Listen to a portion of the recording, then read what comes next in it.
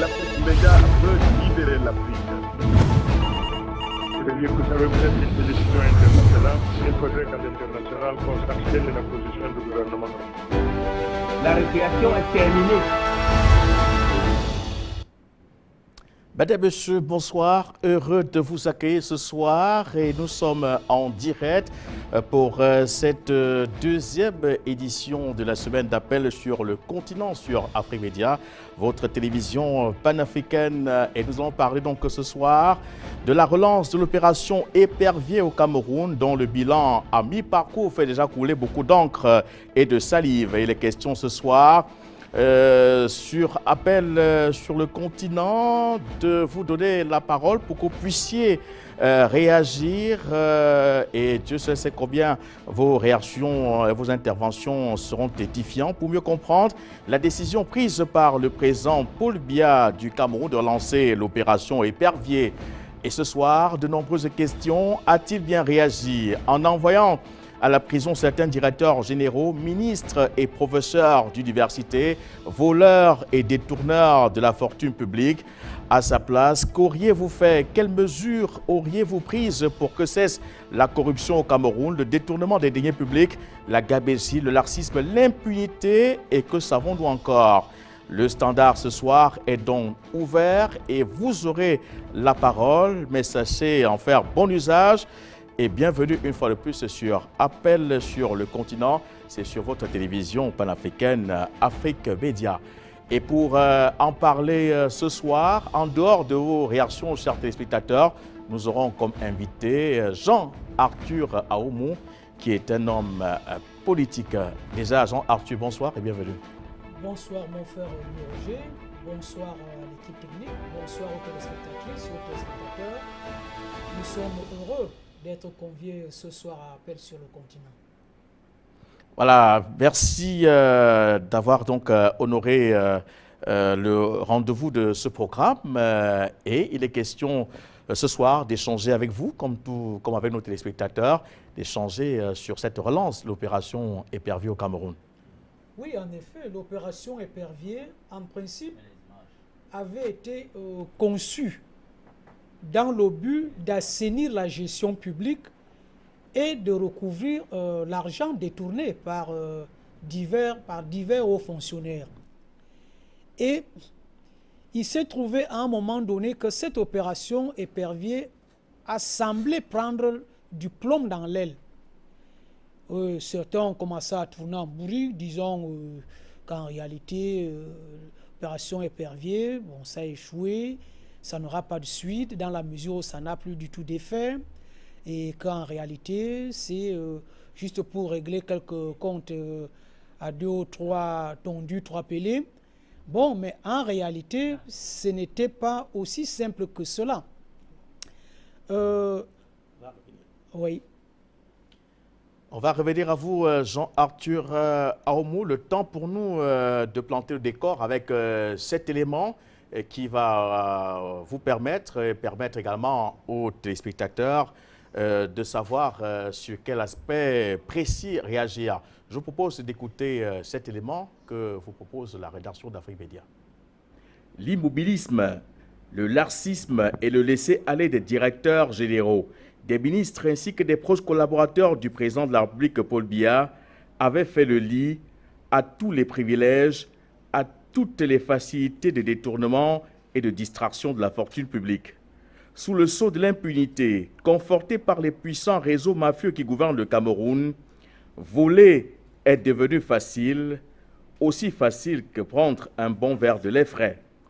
Sans honte, sans crainte, sans peur de finir le reste de sa vie derrière les barreaux, chaque haut fonctionnaire n'a pas boudé son plaisir à puiser abondamment dans les caisses de l'État, à confondre le trésor public avec leur coffre fort, à détourner les budgets d'investissement pour s'offrir et offrir des privilèges, des plaisirs pour bâtir des villas impressionnantes, acheter des véhicules de luxe, loger décemment des 2e, 3e, 4e, voire 5e bureaux. Des maîtresses qui ne manquent de rien, qui font le tour du monde avec l'argent du contribuable volé, C'est donc face à la gravité, à la pression des bailleurs de fonds, à l'échec de la politique de rigueur et de moralisation du président Paul Biya que ce dernier lance la fameuse opération Épervier pour traquer tous les gestionnaires véreux de la fortune publique. En 2006, les premiers coups de griffe de l'oiseau gendarme du président Paul Biya créent une onde de choc car plus d'une vingtaine de directeurs généraux et ministres sont interpellés et écroués à la prison centrale de Kondengui à Yaoundé. Et parmi ceux-ci, le Premier ministre Edoni Ephraim, celui-là même qui lança cette opération en 2006. Pour cette première prise, presque tout un gouvernement en prison.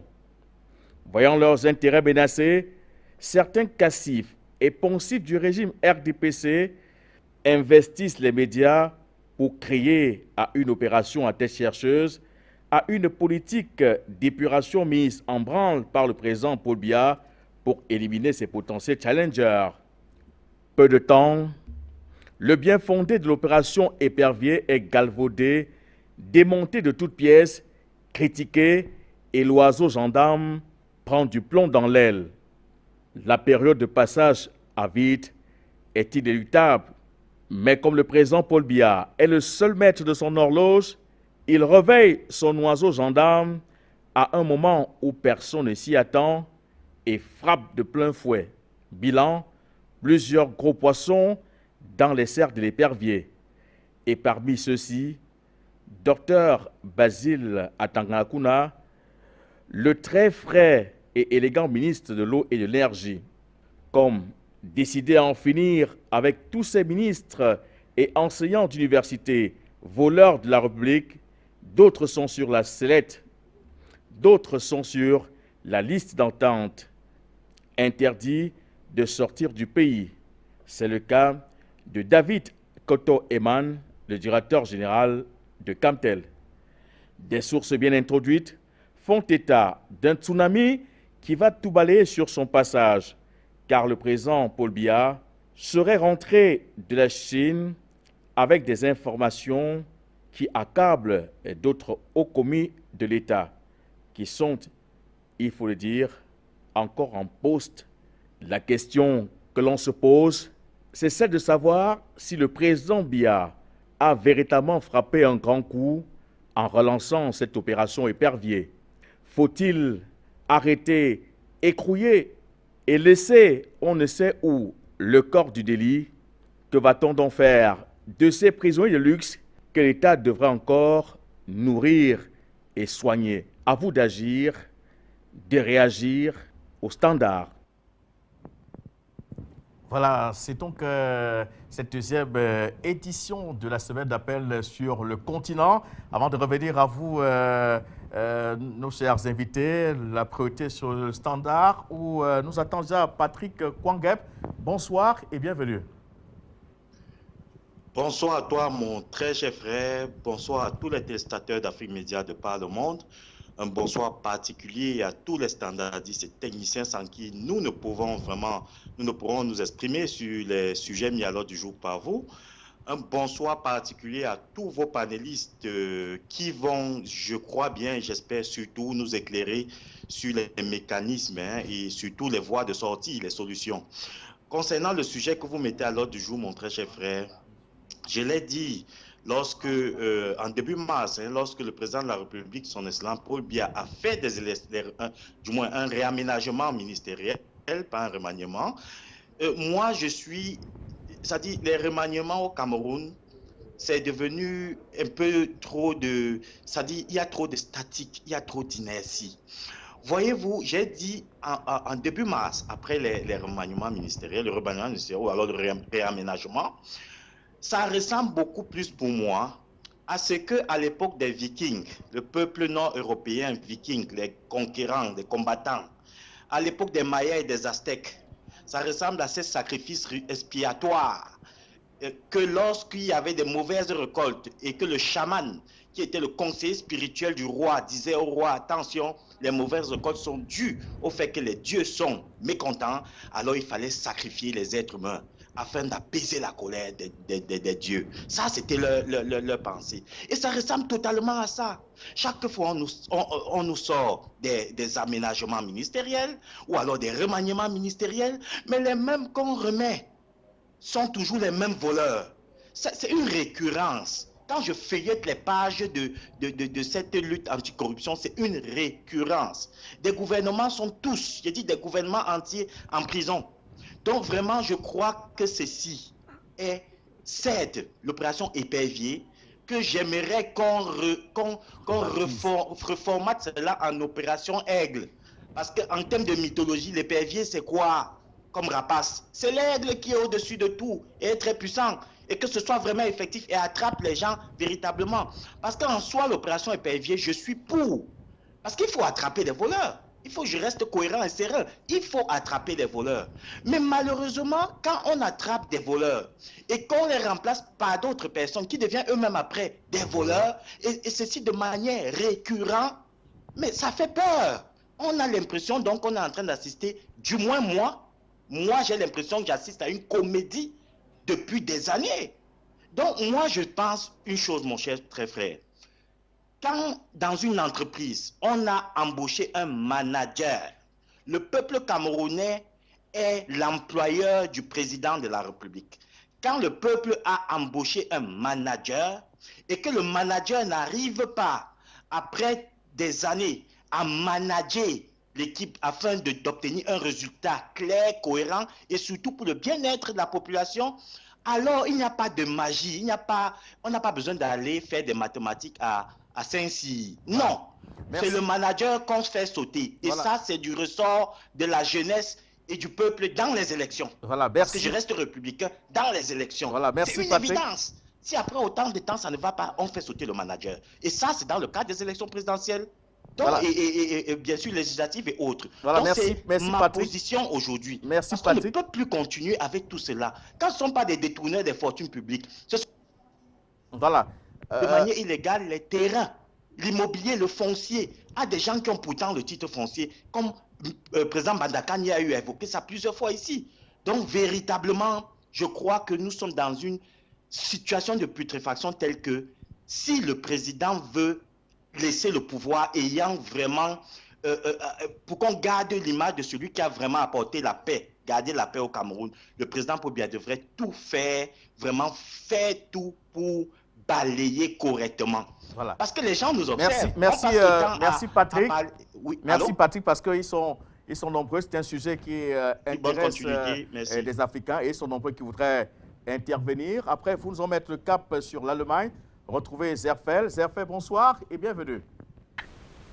Ok, bonsoir Monsieur Louis, bonsoir tous les techniciens, bonsoir Adrien, bonsoir tes frères qui sont autour de toi et tes soeurs qui sont autour de toi, qui sont en train de faire un grand travail pour que nous les Africains qui sont à l'extérieur puissent intervenir, parler en direct avec nos frères, changer avec nos frères. Je vous dis merci pour tout ce travail que vous faites pour nous. Maintenant, pour revenir à la question de mon chien, mon frère qui est en Allemagne, il a trop parlé. Parce que quand tu veux dire quelque chose, il faut dire l'essentiel, quoi. Parce qu'on a trop entendu sur le Cameroun, je ne suis pas camerounais, mais on a trop entendu sur le Cameroun, le nom des Camerounais est trop gâté dans le monde entier à cause d'être corrompus. Hein? Parce qu'aujourd'hui, quand on voit l'histoire, comment dirais-je, après avoir vu la vidéo que vous avez présentée, le commentaire à l'intérieur, moi je pense que il y a trop de sentiments en Afrique. Parce que mettre quelqu'un, ces gens-là, quand on les met en prison là, ils ne sont pas dans les mêmes cellules avec les choses les autres, ils sont dans les cellules de luxe. Alors qu'est-ce qu'il faut faire? Ce sont des choses d'abord. Voilà, ce qu'il faut faire, moi, mettre quelqu'un en prison, c'est-à-dire que on te met en prison, garde ton argent, quand tu vas sortir, tu as les choses, fais ce que tu veux. Moi, c'est d'attraper tous les biens de ces gens-là et de les confisquer et de donner ça à l'État. Maintenant, le monsieur, quand il sera nu comme un rat d'église, il va comprendre ceux qui viendront, ils ne vont pas voler. Parce que quand on les met en prison, Parce qu'après, on les lâche, mais l'argent, là, il retourne à l'État. Jamais. Mais tout ce qu'ils ont construit, tout ce qu'ils ont, même si ils ont une aiguille, on doit confisquer ça pour l'État. Et la population va se réjouir de ça. Parce que c'est une maison qu'ils ont construite là. Il y a des gens qui dorment au dehors aujourd'hui au Cameroun. Il y a des gens qui dorment au dehors.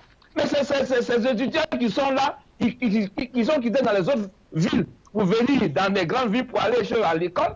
Mais on peut transformer ça, ces maisons qu'ils ont construites là, en des végués, comme on les appelle ici en Allemagne, pour que ces étudiants-là puissent payer à des prix dérisoires pour qu'ils puissent étudier. Mais quand on les met en prison, après l'argent de tout le monde qu'ils ont volé, on les laisse. Après, quand on les laisse, ils vont aller construire encore des gros châteaux. Et puis, comme un ministre de l'énergie et du pétrole et machin, c'est lui qui a le pouvoir des choses du Cameroun et celui des choses télécom. Et tous ces gens-là qui ont des portefeuilles bien lourds là, ils prennent l'argent et puis ils savent qu'ils disent non, quand on va me mettre en prison, après ils confient l'argent à leurs soeurs, à leurs cousins, à leurs parents. Et puis quand ils sont là-bas, on les envoie de la bonne nourriture, c'est comme s'ils étaient à la maison. Voilà. Non, merci, il faut qu'on arrête ça. Merci Zerfel. Voilà. Merci Zerfel. Il faudrait que l'État puisse saisir les biens de tous ces ministres et qu'ils mangent le même repas pratiquement que les autres détenus. Alors, M. Tonga, vous nous appelez depuis le Cameroun. Bonsoir et bienvenue. Oui, bonsoir M. Roger Noadieu, bonsoir à tous les téléspectateurs d'Afrique Média et à tous ceux qui appellent pour animer le débat. Je vais d'abord saluer la solidarité d'Afrique Média parce qu'il y a toujours un journaliste pour remplacer un autre en cas d'empêchement. Je comprends qu'il y a du monde à l'antenne, donc je vais être très bref. Monsieur Roger Noadieu, quand le président Paul Biya est arrivé au pouvoir, il a fait un bilan très rapide. Il a dit le Cameroun se porte bien. Et puis il a lancé son programme qu'il a appelé rigueur et moralisation. Avant son arrivée, il y avait une rigueur et moralisation. Et après sa déclaration, il n'y avait plus rien. Donc aujourd'hui, si on fait le bilan du Cameroun, je suis convaincu, lui-même il a dit lors d'un discours, le Cameroun ne se porte pas bien. Donc il faut tirer les conséquences. Maintenant, si le président de la République refuse de tirer les conséquences et vraiment trouver un moyen de transition pour le Cameroun, là vraiment nous garderons un mauvais souvenir de lui. Mais je suis convaincu, compte tenu je veux dire, c'est un homme bon dans le cœur, même si à l'épreuve du pouvoir, on peut trouver beaucoup de choses à redire. Mais il faut qu'il nous laisse un Cameroun qui peut nous permettre d'avoir un nouveau sursaut. Et pour le faire, c'est très simple, monsieur Roger Noadieu. Le président n'arrive pas à contrôler, parce qu'il a beau mettre tout un gouvernement en prison, les gens continuent à voler. Donc ça veut dire que ce n'est pas ça, le pervier n'est pas la solution. La solution, c'est d'empêcher qu'on vole. Or, comment empêcher de voler? C'est le contrôle. Or, le président de la République n'a pas pu trouver cette formule magique qui lui permet de contrôler ce qui se passe au Cameroun depuis qu'il est au pouvoir. Et c'est là tout le problème. Je vais prendre un exemple très concret. Vous voyagez de Douala en Konsamba ou bien à Bafoussam. Vous avez des gens qui vous interrompent en route. Ils vous demandent de l'argent. Vous ne savez même pas de qui ils dépendent, qui les a envoyés. Il n'y a aucun contrôle possible. Donc, je vais m'arrêter là pour laisser la place aux autres en disant, le président, s'il ne trouve pas la formule pour contrôler, pour empêcher le vol, toutes ces opérations éperviers, ça ne sert à rien. Surtout voilà. Les sorties toujours à la veille des élections, c'est une poudre aux yeux. Voilà. Merci. Pour vous, M. Tonga, c'est une poudre aux yeux. M. Nyamba Etienne, vous nous appelez depuis la Côte d'Ivoire. Bonsoir et bienvenue. Bonsoir, mon frère Louis Aguier. Je salue les techniciens. Je salue tous ceux qui sont au standard. Moi, je pense que le président Paul Biya, il faut le féliciter. Parce que ce n'est pas facile d'arrêter un collaborateur avec lequel on a travaillé longtemps. Mais j'ai dit, sous d'autres cieux, au lieu de les arrêter, les foutre en prison, on allait faire une préméditation. Et je dis que c'est une très bonne chose, il faut encourager ça. Parce que ça ne sert à rien. D'abord, les gens ne savent même pas ce que veut dire le mot ministre. Étymologiquement, le mot ministre veut dire servir et non se servir. Or, malheureusement, en Afrique, lorsqu'on est nommé ministre, on se sert. Donc moi, je pense qu'il faut que le président Biya, et que c'est une très bonne chose. Si les autres chefs d'État pouvaient prendre exemple sur lui, ça allait très bien. Regardez leur visage. Non. l'eau lave, mais l'argent rend joli. Regarde comment ils sont beaux, mais ils ont volé. Il faut les arrêter. Voilà. Merci, monsieur. Merci. Merci et très bonne soirée à vous, monsieur Diarba Etienne. Monsieur Ten nous appelle depuis les États-Unis. Bonsoir et bienvenue. Bonsoir Roger et bonsoir Afrique. Roger, moi je n'ai pas la même opinion que certains ont déjà appelé. Moi je félicite ces gens-là même, ces gens qui volent cet argent. Pourquoi est-ce que je le dis? Je le dis parce que, premièrement, ça c'est pas de l'argent camerounais, c'est pas une monnaie camerounaise. Donc si ces gens-là pouvaient voler tout ça, ils n'ont qu'à le faire parce que c'est pas l'argent du Cameroun. C'est la première chose.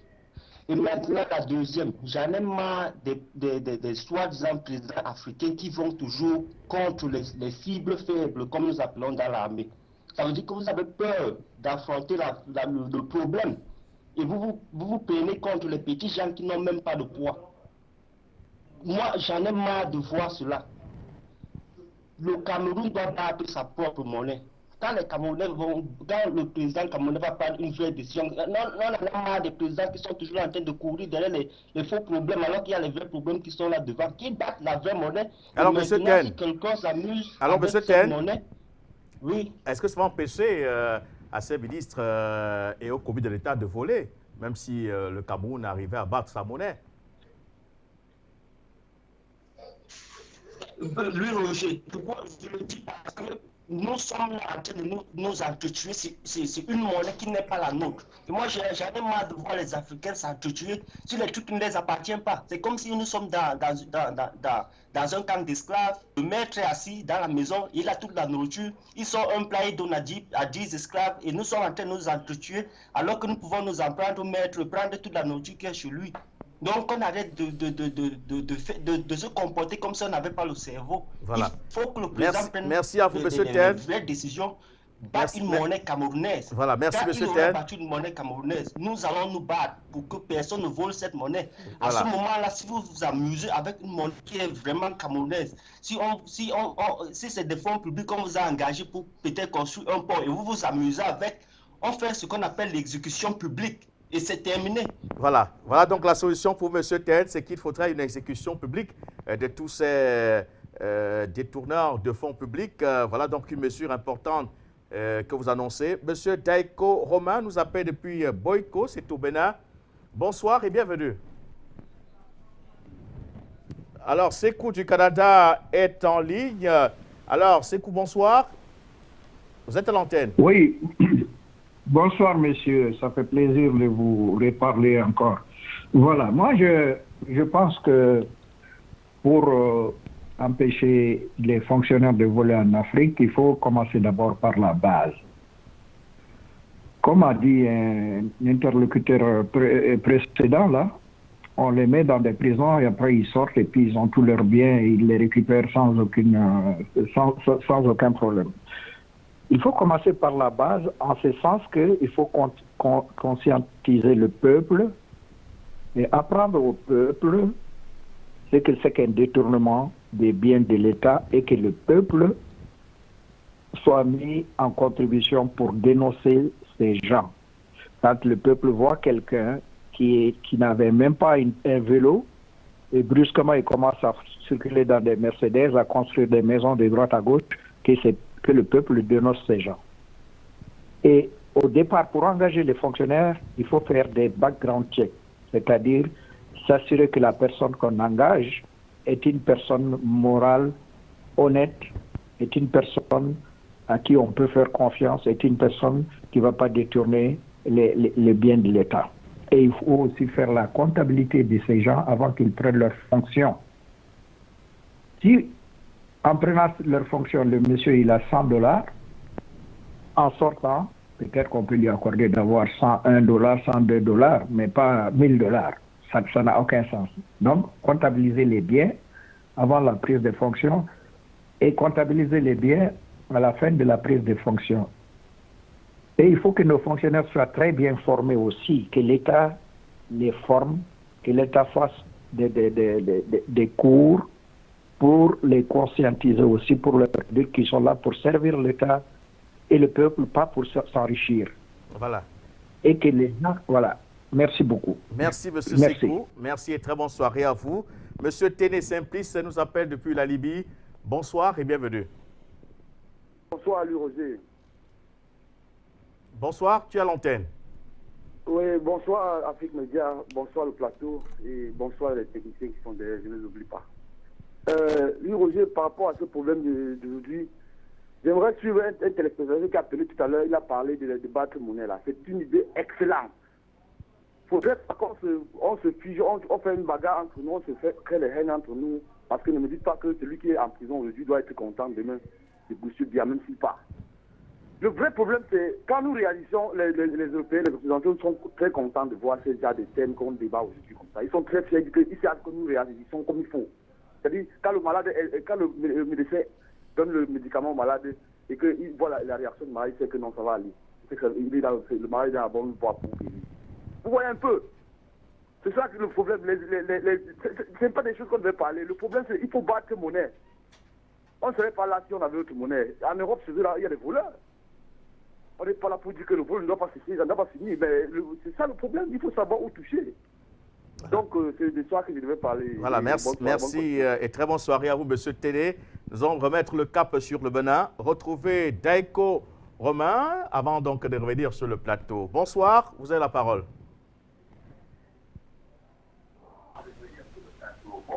Ok, bonsoir Africa Média. Moi, on m'appelle Dak Bomen Romain depuis Boycon, Pataloko du Bénin. Je vous dis bonsoir là-bas.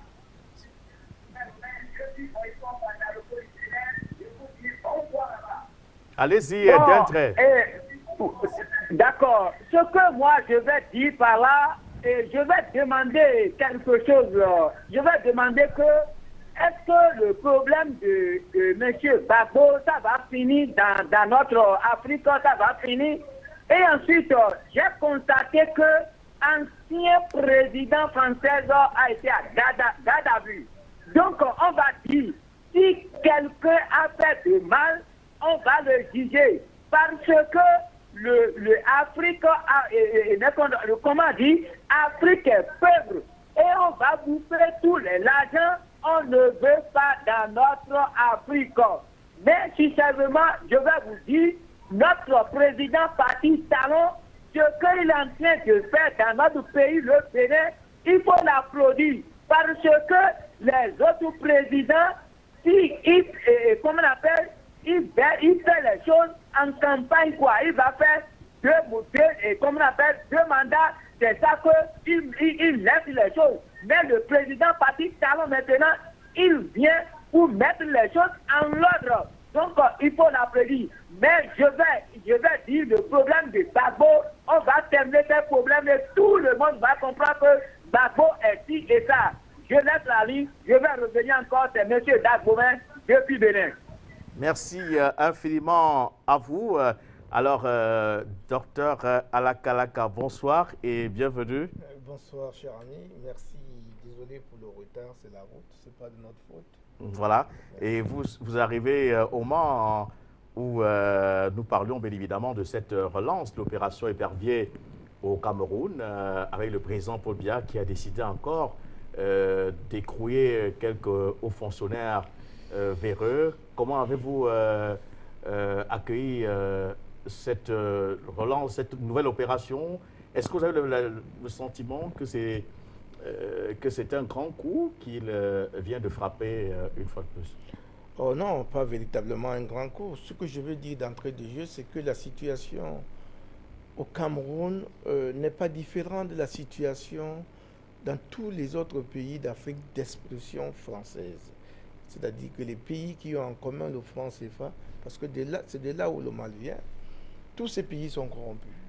Et il faut ici féliciter le président de la République camerounaise qui accepte de jeter en prison ceux de ses collaborateurs qui ont eu un comportement indélicat vis-à-vis de la fortune publique.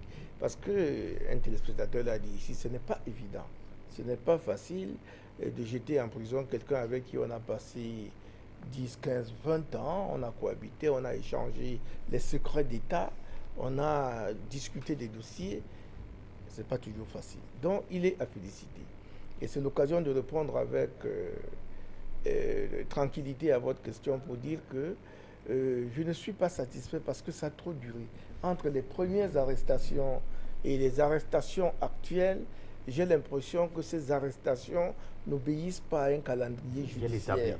Voilà, ça n'obéit pas à un calendrier judiciaire, ça obéit certainement à un autre calendrier. Et c'est pour cela que je pense qu'il faut aller au bout de la question. Pendant qu'on arrête certains, il y en a qui continuent à rouler et à se vanter, à dire que moi, on ne m'a pas arrêté, on ne m'arrêtera pas parce que je ne lorgne pas tel ou tel poste, je n'ai pas envie de détrôner le chef. C'est le discours que nous entendons. Alors qu'au fond, tous sont des voleurs.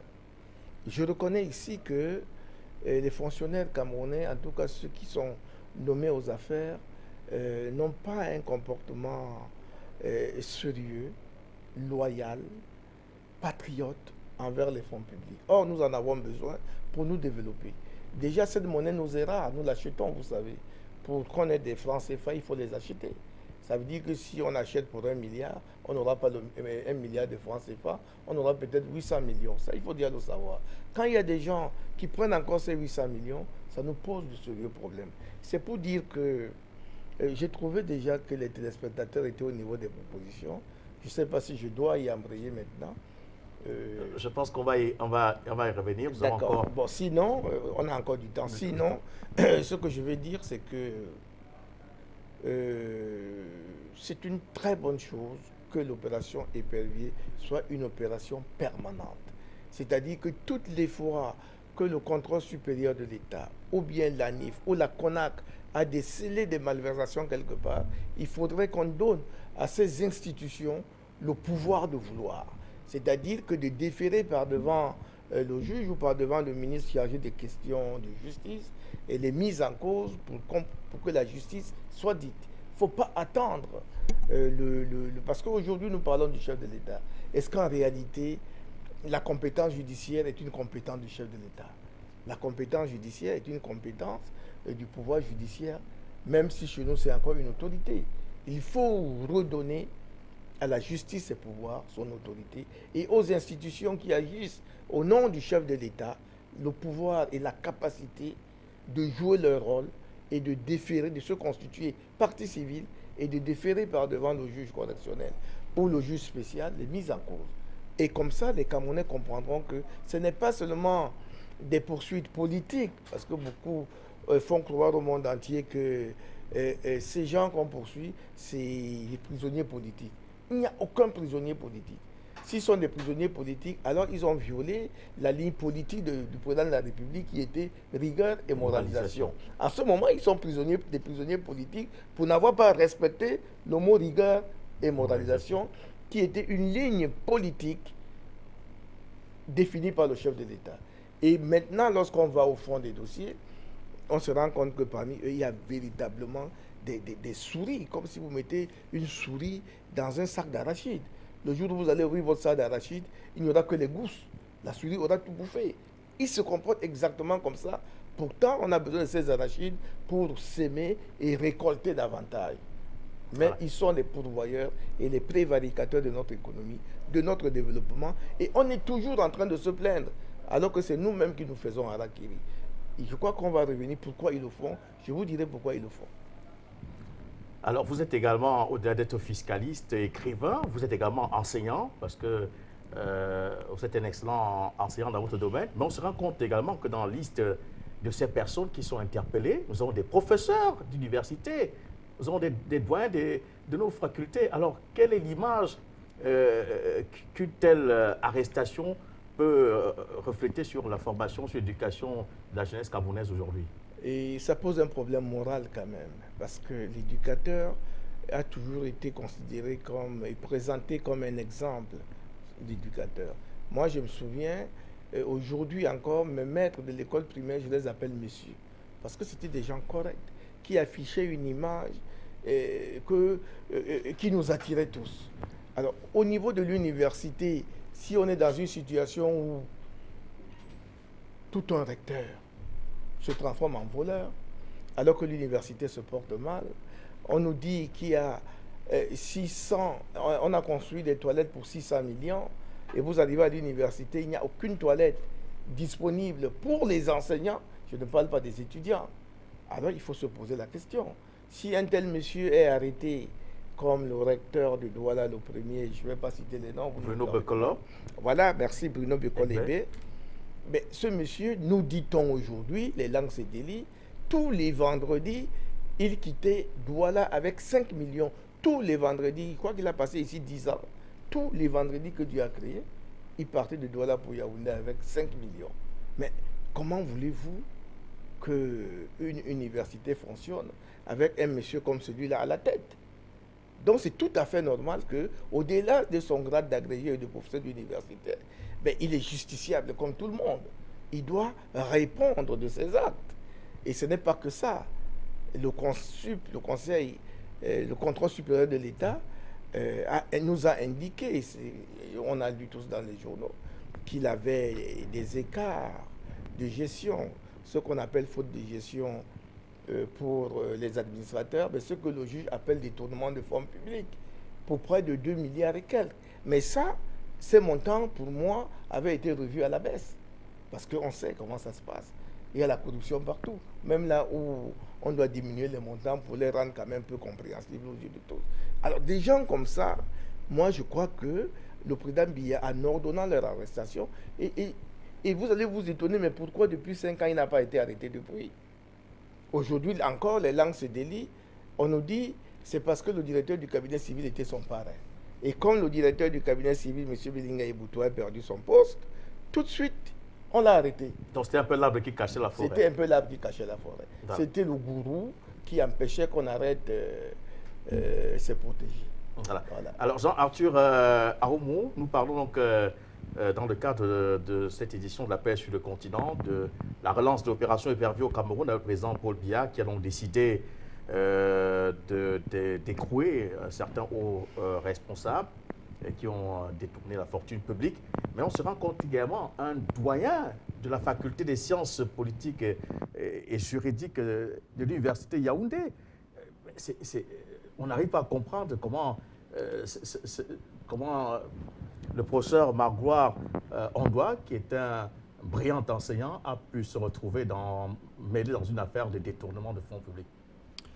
Vous savez, les philosophes ont souvent un adage, une pensée qu'ils aiment bien répéter à ceux qui s'initient à la philosophie, les premières années, à savoir science sans conscience et ruine de l'âme.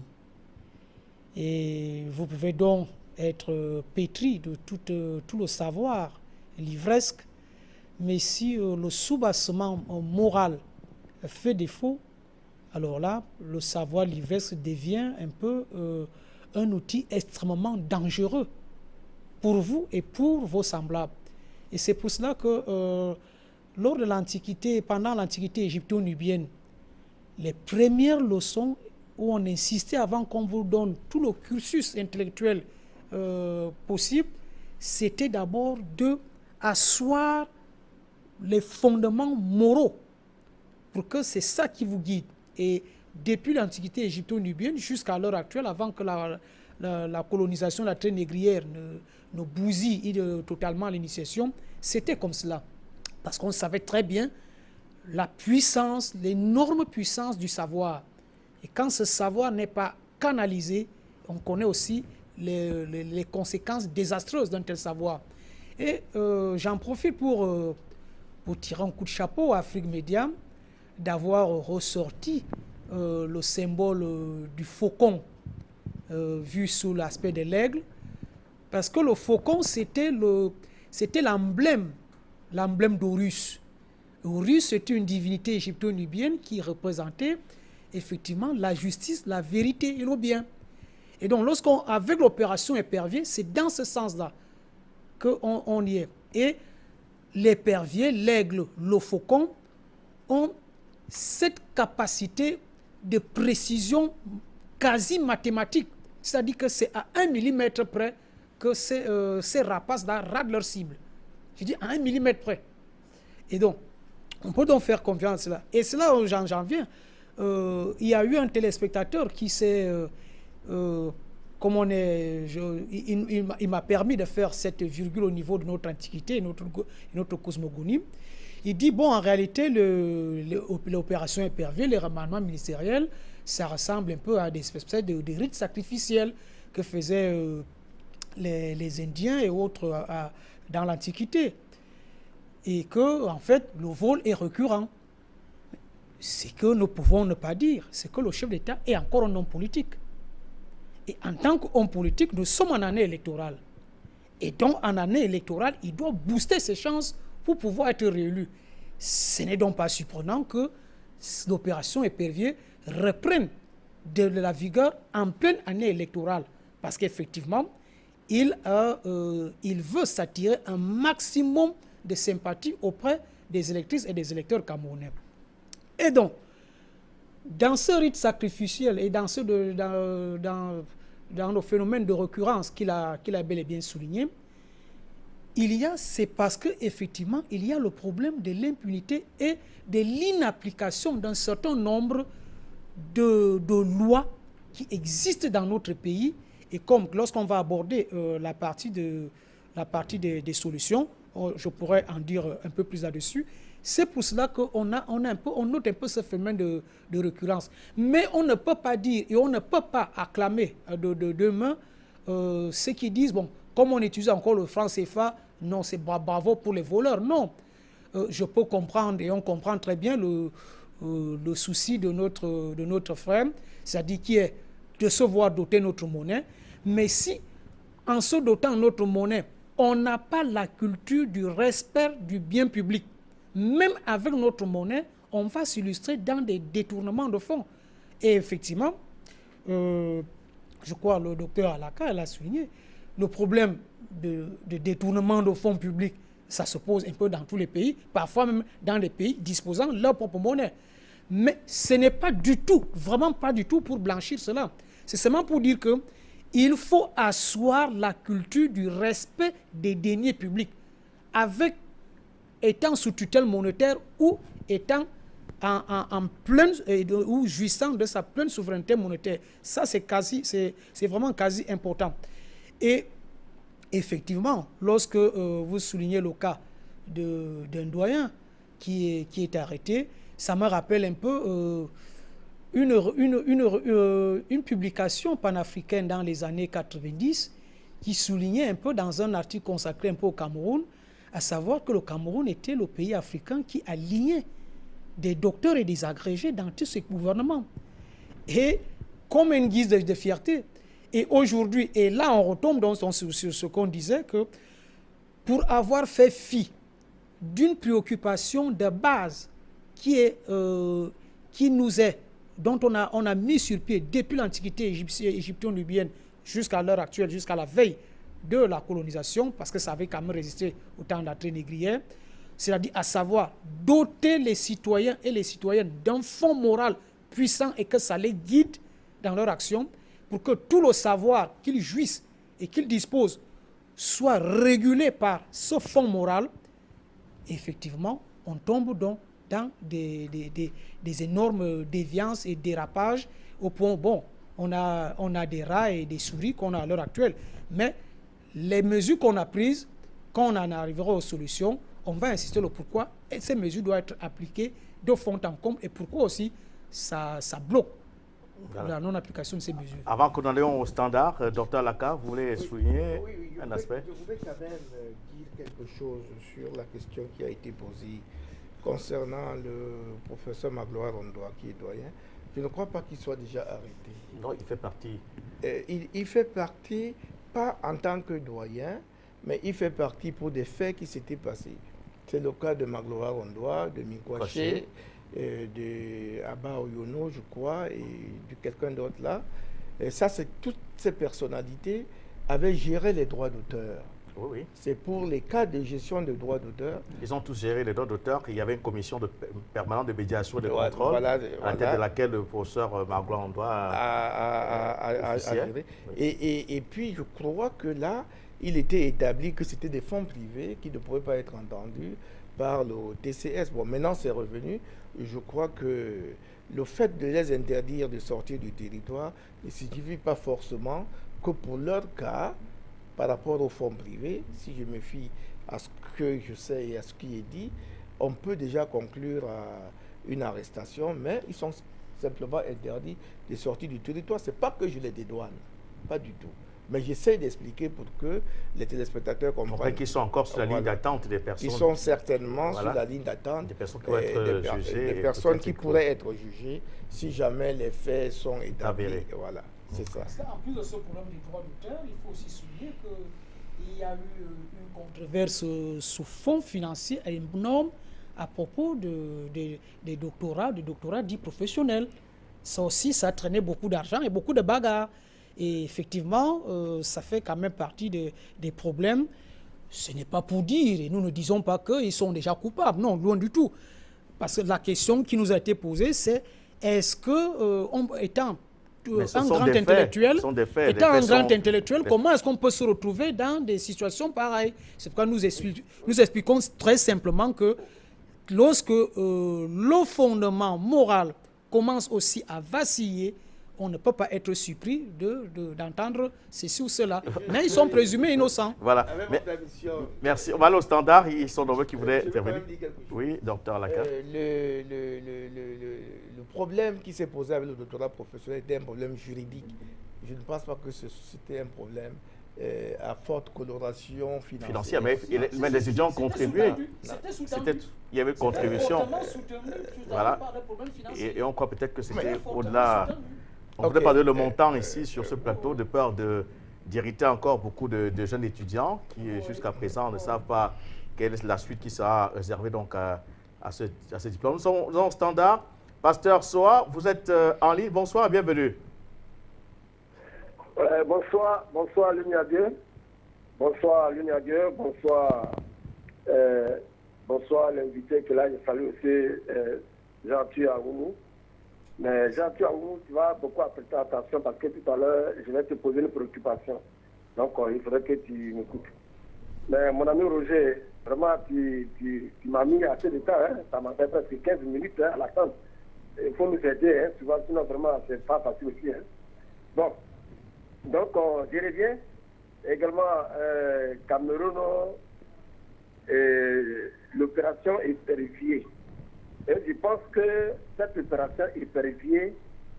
D'abord, pour revenir à cela, je vais d'abord dire que Afrique Média est l'expression authentique pour la nouvelle conscience africaine, pour l'africanisation et de la nouvelle gestion réellement de type nouveau et de la manière dont les Africains aujourd'hui doivent comprendre comment il faut gérer d'abord le patriotisme, le nationalisme et d'aimer vraiment sa nation. Comment l'ont fait les Chinois et aujourd'hui la Corée du Nord. À partir de là, je pense qu'on pourra s'en sortir. Voici groupe ferroviaire Patrice Talon a choisi aujourd'hui les Chinois. Il a choisi les Chinois et il vient de talonner également la France et Bolloré. Et c'est ce que nous voulons. Donc, nous voulons dire également réellement que ce qui se passe au Cameroun par rapport à cette opération est vérifiée. Moi, je ne suis pas un économiste, je ne suis pas un gestionnaire, je suis pasteur. Mais il est important pour moi de m'insérer également dans ce qui est également la science politique et de tout ce qui également est lié aux relations même internationales et de la politique internationale. Et c'est pourquoi je vais poser ma préoccupation maintenant à Jean-Pierre Aoumou. Jean-Pierre Aoumou, est-ce que la situation qui prévaut en ce moment, donc le président Paul Biya en train de prendre des décisions de la première, est-ce qu'il est, quels sont d'abord les critères sur lesquels il s'est basé pour recruter également ces cadres? Et est-ce que l'arrestation et la prison est une solution? Ça c'est deux. Trois, qu'est-ce qu'il faut faire? Qu'est-ce qu'il faut faire pour assainir le milieu de ce secteur aujourd'hui qui est également, qui est endommagé? Est-ce que ces cadres, ils sont nommés sous proposition de son parti ou ils sont passés par des tests de qualification pour prendre également le mérite et choisir également ces cadres? Est-ce que c'est ce qui a été fait ou c'est par proposition, ou bien c'est par complaisance, ou bien c'est par amitié? Parce que je ne peux pas comprendre un cadre d'un pays qui représente une population qui représente également un village qui représente une région, qui représente un département, ne peut pas humilier son département, ne peut pas humilier ses parents et gérer un poste politique étatique et se comporter de la sorte. Donc voici ma préoccupation. Je ne vais pas trop parler, mais si tu as pu répondre à cela, je sais que Paul Biya, il faudrait qu'il prenne des décisions, ou dans le cas, parce que quand tu es un voleur, c'est qu'il veut dire que toi-même tu es un voleur. Voilà. Donc il est important à partir de ce moment qu'il prenne des décisions, ou dans le cas, qu'il a une démission. Parce que ce n'est pas normal, c'est humiliant. J'allais finir ce passé ce soir depuis le Ghana. Voilà, merci infiniment, vous, Pasteur Soir, depuis le Ghana, et nous présentons nos excuses pour ce petit temps passé au standard. Alors, Monsieur Toga, bonsoir, vous appelez depuis la Belgique, vous êtes à l'antenne.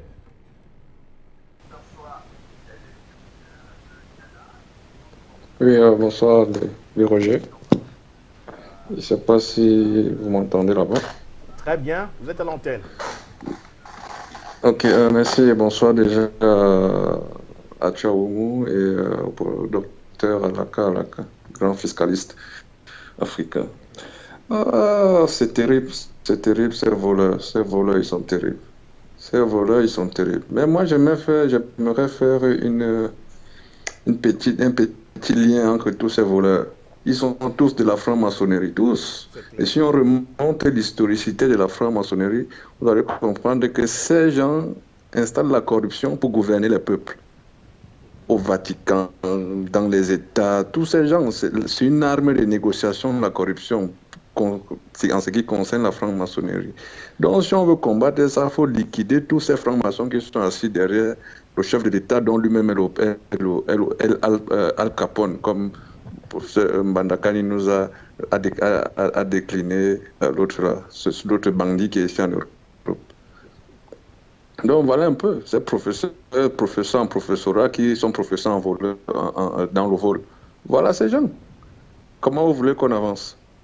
C'est terrible vraiment. C'est vraiment terrible. L'Afrique est mal partie, c'est terrible. Si on n'éradique pas tous ces bandits qui prennent l'argent du contribuable pour aller acheter un Jiangsang et devenir brun là, on va les finir. Ils sont finis. Merci, lui, Roger. Voilà, merci, Monsieur Etoga, voilà, qui a un peu caricaturé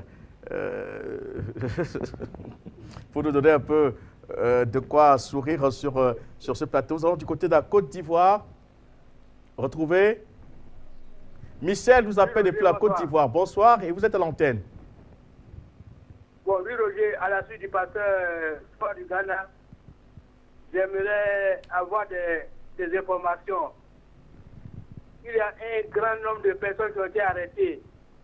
Alors, les PV fondus sur eux. Alors, je me suis demandé s'il y a eu une enquête sérieuse qui a été menée, ou alors les PV a fondu sur eux de manière sélective. Il faut qu'on nous dise, parce que c'est des responsables, c'est des hauts cadres, c'est des gens d'un certain âge qui, pour la plupart, ne peuvent pas supporter la prison. Qu'est-ce qui s'est passé? Est-ce qu'il y a eu une enquête sérieuse qui a été menée? Voilà. Et là, on peut vous répondre directement sans toutefois de la parole à nos panélistes que c'est à la suite donc des enquêtes, des rapports sur leur mode de gestion. Voilà que un tout petit peu perturbé par ces appelants qui sont nombreux, qui se bousculent au standard et qui voudraient appeler. Allô, bonsoir. Madame Cissé nous appelle depuis la Côte d'Ivoire. Bonsoir, madame, et bienvenue. Bonsoir. Vous êtes à l'antenne, madame. Oui, bonsoir. Bonsoir. Oui, bonsoir. Je suis madame Cissé depuis la Côte d'Ivoire. Louis Roger Noisieux, bonsoir. Bonsoir. Bonsoir à tous vos panélistes. Quand vous parlez du Cameroun, je me croyais en Côte d'Ivoire. C'est le même cas de figure, c'est les mêmes problèmes, la corruption, les détournements de deniers publics et ainsi de suite. La malgouvernance, on a une mauvaise répartition des richesses, c'est ce qui arrive en Côte d'Ivoire. Bon, clairement au Cameroun, moi dans mon pays, c'est que la classe politiques, ce sont des incompétents. En fait, ils sont très incompétents. C'est des vauriens qu'on a mis au pouvoir. Donc, ce qui arrive, moi, je les comprends. Parce que pour la plupart, même, il y a des illettrés. Donc, ce qui arrive, je les comprends. Mais par contre, au Cameroun, vous prenez un docteur, vous le mettez au pouvoir, comment on appelle, vous le confiez un poste de responsabilité, et puis il détourne les fonds. Moi, ça me dépasse. Comment on appelle, Aoumou a parlé d'éducation, de moralité, mais moi, je vais ajouter aussi de patriotisme, ajouter le patriotisme. Parce que quand vous aimez votre pays, et que vous êtes fier du pays dans lequel le pays vous a tout donné, et vous ne pouvez pas voler l'argent, et ça, c'est tout un crime. Parce qu'on donne l'argent pour les hôpitaux, pour construire des hôpitaux. On donne l'argent pour les routes. Il n'y a pas d'hôpitaux. Quand il n'y a pas d'hôpitaux, les conséquences, c'est quoi? Les gens ne peuvent pas se soigner. Il n'y a pas de route, ça crée des accidents. Il n'y a pas de... ainsi de suite. Et ça, c'est plus que des crimes. C'est souvent... ça fait mal. Parce qu'avec ça, comment l'Afrique va se développer? On prend des petits... des criminels, je ne dis pas qu'un crime, c'est un crime. On prend des petits voleurs, des lâchers qui ont commis des lâchetés, on les condamne. Mais ce genre de personnes, moi ce genre de personnes-là, il faut les condamner aussi. Au lieu de les condamner souvent, moi voilà ce que je propose, il faut saisir leurs biens. Il faut recenser tous les biens et il faut les saisir tant que possible. Et puis les laisser. Parce qu'ils vont aller en prison, 2 jours après, ils auront un traitement spécial, ils vont ressortir, venir narguer encore les gens. En Côte d'Ivoire, c'est le cas, c'est la même classe politique qui vole, c'est des pilleurs, ils ne connaissent rien. On vous fait un pont. Comment on appelle ça, un métro d'après de 10 km à 1000 milliards. On vous paie comment on appelle, même une couche de peinture sur l'université, on vous dit ça fait 100 milliards. On vous fait je ne sais quoi. C'est la même chose. Ici, c'est organisé. Puisque le chef de l'État même, il est complice de tout ce qui se passe. On prend un vendeur de paix qu'on fait je ne sais quoi, un ministre. Que voulez-vous? L'amour, vraiment, en Côte d'Ivoire, c'est malheureux. Mais c'est le Cameroun qui le dépasse. Paul Biya, il doit frapper dur. Il y a des exemples à côté de nous, ils ont mis fin à ça. Au Ghana, on a mis fin à ça. Demandez en Chine comment on fait pour endiguer la corruption. Demandez-leur, prenez exemple là-bas. On ne va pas continuer comme ça, l'Afrique est en retard, ça suffit. Je vous remercie. Merci infiniment à vous, Madame Cissé. Mais il faut également dire que l'argent qui est détourné par ces hauts commis de l'État sert souvent à entretenir les 2e, les 3e, les 4e. 5e voire 6e bureau que vous êtes. Donc il faudrait qu'aujourd'hui les femmes se lèvent pour dire non à ces hommes, parce que ce sont eux qui louent des grandes villas, qui achètent des rutilantes pour donner à ces belles créatures. Et c'est ainsi que l'argent de la République est dilapidé. Monsieur Daiko Romain revient. Vous nous appelez encore une fois de plus depuis le Bénin. Oh, oui, d'accord. Oui, je vais vous rappeler que c'est Jacques Romain depuis Boycon, Bénin.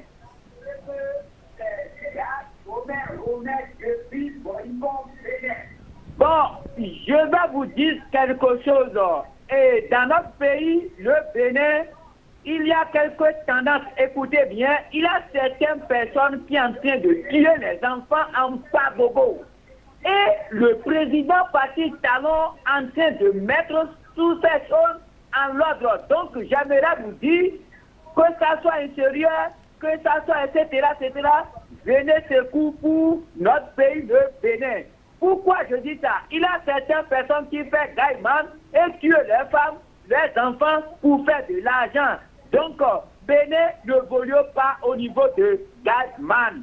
Et ensuite, regardez bien, le président Patrice Talon, il fait quelque chose et je vais vous dire que pour la corruption là, il a éliminé tout. C'est ça que les populations du Bénin ne veulent pas que le président Talon fasse son travail.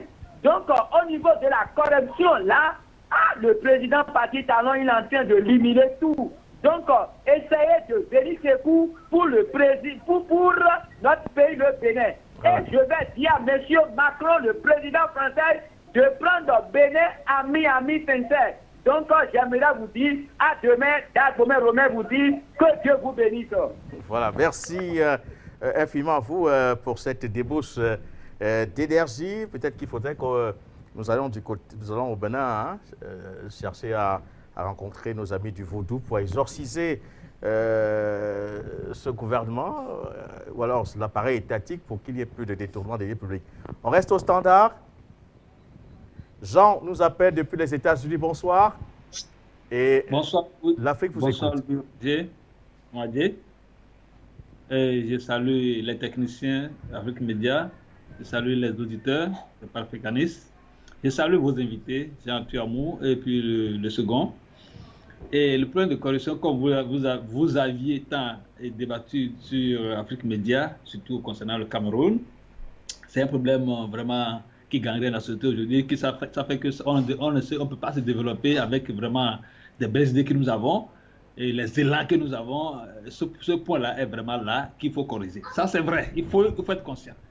Et je vais revenir sur un point souligné ou bien une remarque faite par un de nos auditeurs concernant les groupes corrompus, la franc-maçonnerie, les loges. Prenons conscience, c'est une réalité. Vous voyez que Paul Biya change l'équipe et pourtant, ça devient de pire en pire parce que ce qu'on leur enseigne dans ces groupes, c'est ça. Et surtout, c'est pour nuire à l'Afrique, hein? C'est pour freiner le développement. Hein? Ceux qui militent dans ces groupes pensent que c'est pour développer leur pays, c'est faux. C'est pour cela qu'on les encourage et puis les fonds détournés sont envoyés à Paris, en Europe. De toute façon, on les rassure que c'est eux qui gouvernent le monde. C'est eux qui vont gouverner le monde, mais ils ont échoué. Le gouvernement mondial prévu par ces personnes-là a échoué lamentablement et la puissance divine va tomber sur eux. C'est une vérité. Alors, prenons conscience. Un pays doit être... Nous avons des potentiels dans nos pays pour effectivement faire avancer les activités et la population qui y vivent, à vivre aisément et à leur portée, à leur suffisance. Mais contre cette gangrène-là, ils sont corrompus. Alors c'est ceux-là qui nous gouvernent, c'est ceux-là qu'on nous fait gouverner. Vraiment, il faudrait qu'on en parle assez. Voilà. Merci Jean. Merci pour votre contribution. Nous allons directement du côté de l'Allemagne retrouver Michel. Michel, bonsoir et bienvenue. Oui, bonsoir que tout le panel, les journalistes aussi. En 1982, nous acclamions M. Biya avec sa rigueur et moralisation, et c'était même notre leitmotiv quotidien. Mais les suspicions d'assassinat de sa personne et la tentative de putsch du 6 avril 1984 ont fait que M. Biya se replia dans son palais, son village, et la Suisse, voilà. Et qu'il s'entoure de ses proches dans les premiers carrés, abandonnant ipso facto sa rigueur et sa moralisation, et par là même la gouvernance du pays. Ce repli sur soi, cet abandon de la gouvernance ont entraîné l'incivisme de ses proches, dont la plupart se sont livrés et se livrent à des scandales de tout genre, parmi lesquels des détournements des deniers publics. L'exaspération de cette situation redoubla quand M. Biya lui-même, à la télé, quand un journaliste lui posa la question de savoir qu'est-ce qu'il pense de ça, il a dit qu'il n'y avait pas de preuves. Le laxisme prenant de l'ampleur aussi. Alors, pour les arrestations, pourquoi les arrestations? M. Biya, sous la pression des bailleurs de fonds, des organisations, des délations, des règlements de comptes, revient sur des bonnes auspices. M. Biya entretient bel et bien cet état de choses. Les présumés coupables ou coupables sont inquiétés après des décennies de leur forfaiture. M. Biya, à cette allure, n'accomplira jamais effectivement cette opération, puisqu'il n'est pas éternel. Si on s'arrête, si on arrête, il faut arrêter tous les voleurs qui pillent et qui ont pillé le pays. Pour finir, si M.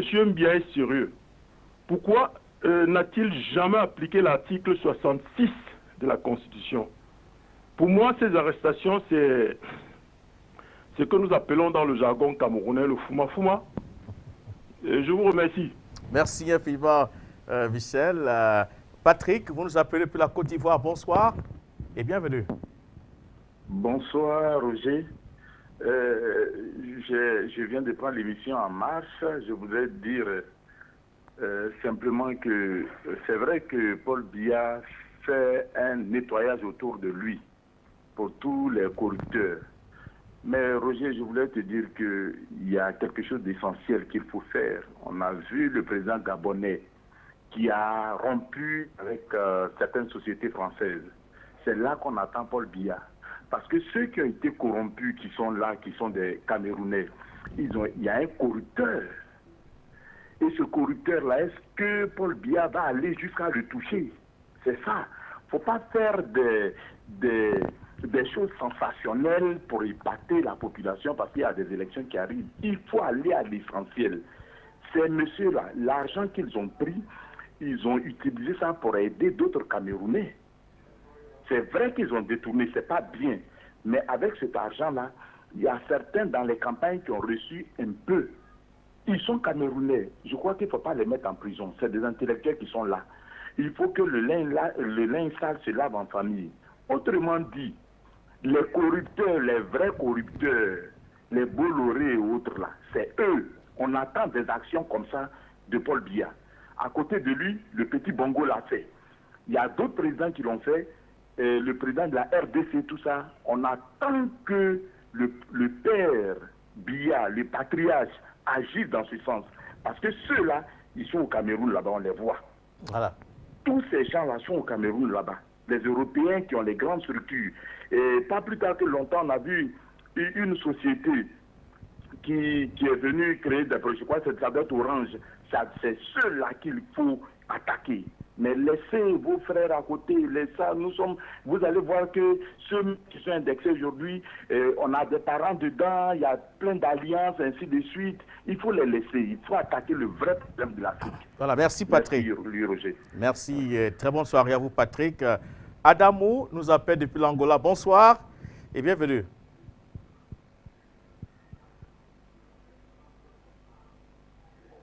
Bonsoir, mon frère Guy Roger.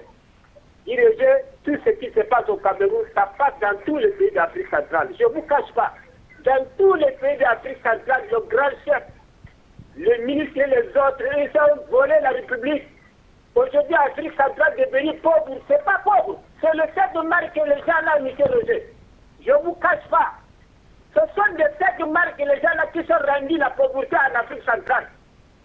Ils ont remplir leurs postes avec leurs enfants. Ça, c'est très bien bon. Je remercie le président Biya. Si c'est au Tchad, au Cameroun, au Congo-Brazzaville, au Gabon, tout c'est le même mal que les gens là qui sont rendus difficiles à nos pays. On ne peut pas cacher, M. Guy Roger, voilà la réalité. Les pays sont devenus pauvres, c'est eux. C'est tellement que les gens qui volent, ce sont eux qui sont rendus la pauvreté en Afrique centrale. Les pays ne sont pas pauvres. Les pays d'Afrique centrale sont riches. C'est le fait que les gens qui n'ont pas pitié des gens, qui n'ont pas pitié de partenaires locaux, ce sont eux qui sont rendus la vie difficile à nos pays et à nos peuples d'Afrique centrale. Ne cassez pas la chose. Je vous dis ce qui se passe au Cameroun dans tous les pays d'Afrique centrale. C'est le comme ça. La maladie d'Afrique centrale, voilà, c'est ça. C'est ça. Prendre l'argent, remplir le poche, donner à tes enfants, aller garder, aller construire ailleurs. En Europe, c'est par comme ça aujourd'hui on est en train de souffrir. Et on dit que le pétrole est tombé, la chiffre, le pétrole, et quoi, le Boko Haram, non. C'est pas ça. L'argent a été pris, mettez dans les poches. Hein? On ne peut pas activer le chiffre de pétrole. Le chiffre de pétrole, c'est hier et avant-hier. Boko Haram, hier et avant-hier. Pourquoi nous allons activer ça? C'est le problème, c'est le même problème aujourd'hui qui se passe. Et je remercie le président bien 1000 fois. Il faut arrêter cette marque que les gens la mettaient en prison. Hein? C'est ça qui a amené la confusion avec le nouveau chef d'État. Le gens critiquent le chef d'État. Ce n'est pas le chef d'État.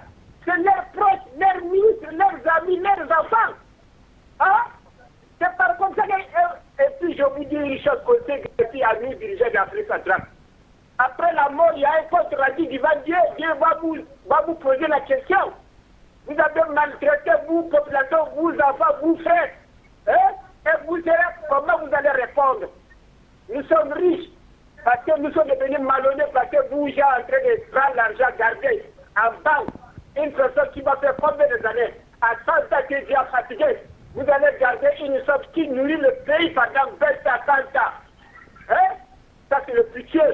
Il faut carrément dans tous les pays d'Afrique centrale, cette maladie, il y en a perdu. C'est commencé par Cameroun. Si c'est un vrai chef d'État qui a piqué de ses faibles, il faut qu'il arrête tous ces mots-là, mettez en prison dans tous les pays d'Afrique centrale. Où nous allons remarquer que cet président, il a piqué de ses faibles, et ce n'est pas lui qui fait ça. Mais tant que vous ne faites pas une geste, vous serez accusé. Parce que quand vous l'arrêtez, c'est normal que les gens là, vous serez accusés. Hein? Merci DG, bonne soirée. Très bonne soirée à vous, monsieur Adabou. Je rappelle que vous appelez depuis l'Angola. Nous allons prendre encore 3 intervenants avant de revenir sur le plateau. Monsieur Sekou, vous revenez, vous nous appelez depuis le Canada. Oui, merci monsieur, parce que tout à l'heure, je n'avais pas fini ce que j'avais à dire. Je voulais dire que, confirmer que la monnaie a très peu à voir avec le vol des deniers publics, car la Mauritanie a toujours eu sa monnaie, mais c'est le pays africain, oui, c'est le pays africain où le vol de fonds publics est banalisé et pratiqué plus qu'ailleurs en Afrique. D'ailleurs, les femmes mauritaniennes mortes disent à leur mari que s'ils ne volent pas, ils ne sont pas des hommes. Ceci étant dit, je voulais dire les solutions à ces problèmes, cette gangrène en Afrique doit être considérée au même titre que la France-Afrique. Le vol détruit l'Afrique au même titre que la France-Afrique, que le franc CFA. La solution, c'est la conscientisation des fonctionnaires. Inculquer l'esprit patriotique aux fonctionnaires. La récupération des fonds en Afrique et partout à travers le monde quand ces fonctionnaires sont arrêtés. Considérer les détourneurs comme des assassins, et c'est ce qu'ils sont. La formation continue des hauts fonctionnaires et des audits constants, fréquents et inopinés tout le temps, par tous les États africains. Voilà, monsieur. Merci beaucoup. Bonne journée. Très bonne soirée à vous. Nous allons prendre monsieur Adabadia qui nous appelle depuis la Libye. Bonsoir et vous êtes à l'antenne.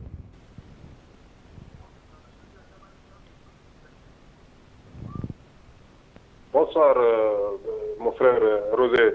Bonsoir, vos panélistes et bonsoir toutes les Africaines et Africains. Écoutez, ce que je veux dire, moi, c'est qu'il faut tirer tout ceci au clair. Il ne faut pas que des malhonnêtes profitent de ce... Parce qu'ici, il s'agit de l'intérêt commun. Qu'ils soient sénégalais, qu'ils soient camerounais, qu'ils soient congolais, qu'ils soient angolais. Il faut que ces gens-là sachent que cela est nécessaire. Parce que même s'ils étaient au pouvoir, même s'ils étaient aux instances de prise de décision, quel que soit celui qui détient ces fonds publics, qui appartient à l'ensemble de la nation, si jamais tu ne peux pas juger que c'est bien que tu dérobes ou quelqu'un a dérobé sous ton mandat, ça appartient à l'ensemble de la nation, alors tu fais fausse route. Il ne faut pas que ces gens-là, que ce soit eux, que ce soit leur famille, leurs proches, leurs amis ou leurs parents, il faut qu'ils sachent que c'est impératif. Il faut que les gens sachent qu'ils ne peuvent pas s'en accaparer des fonds publics.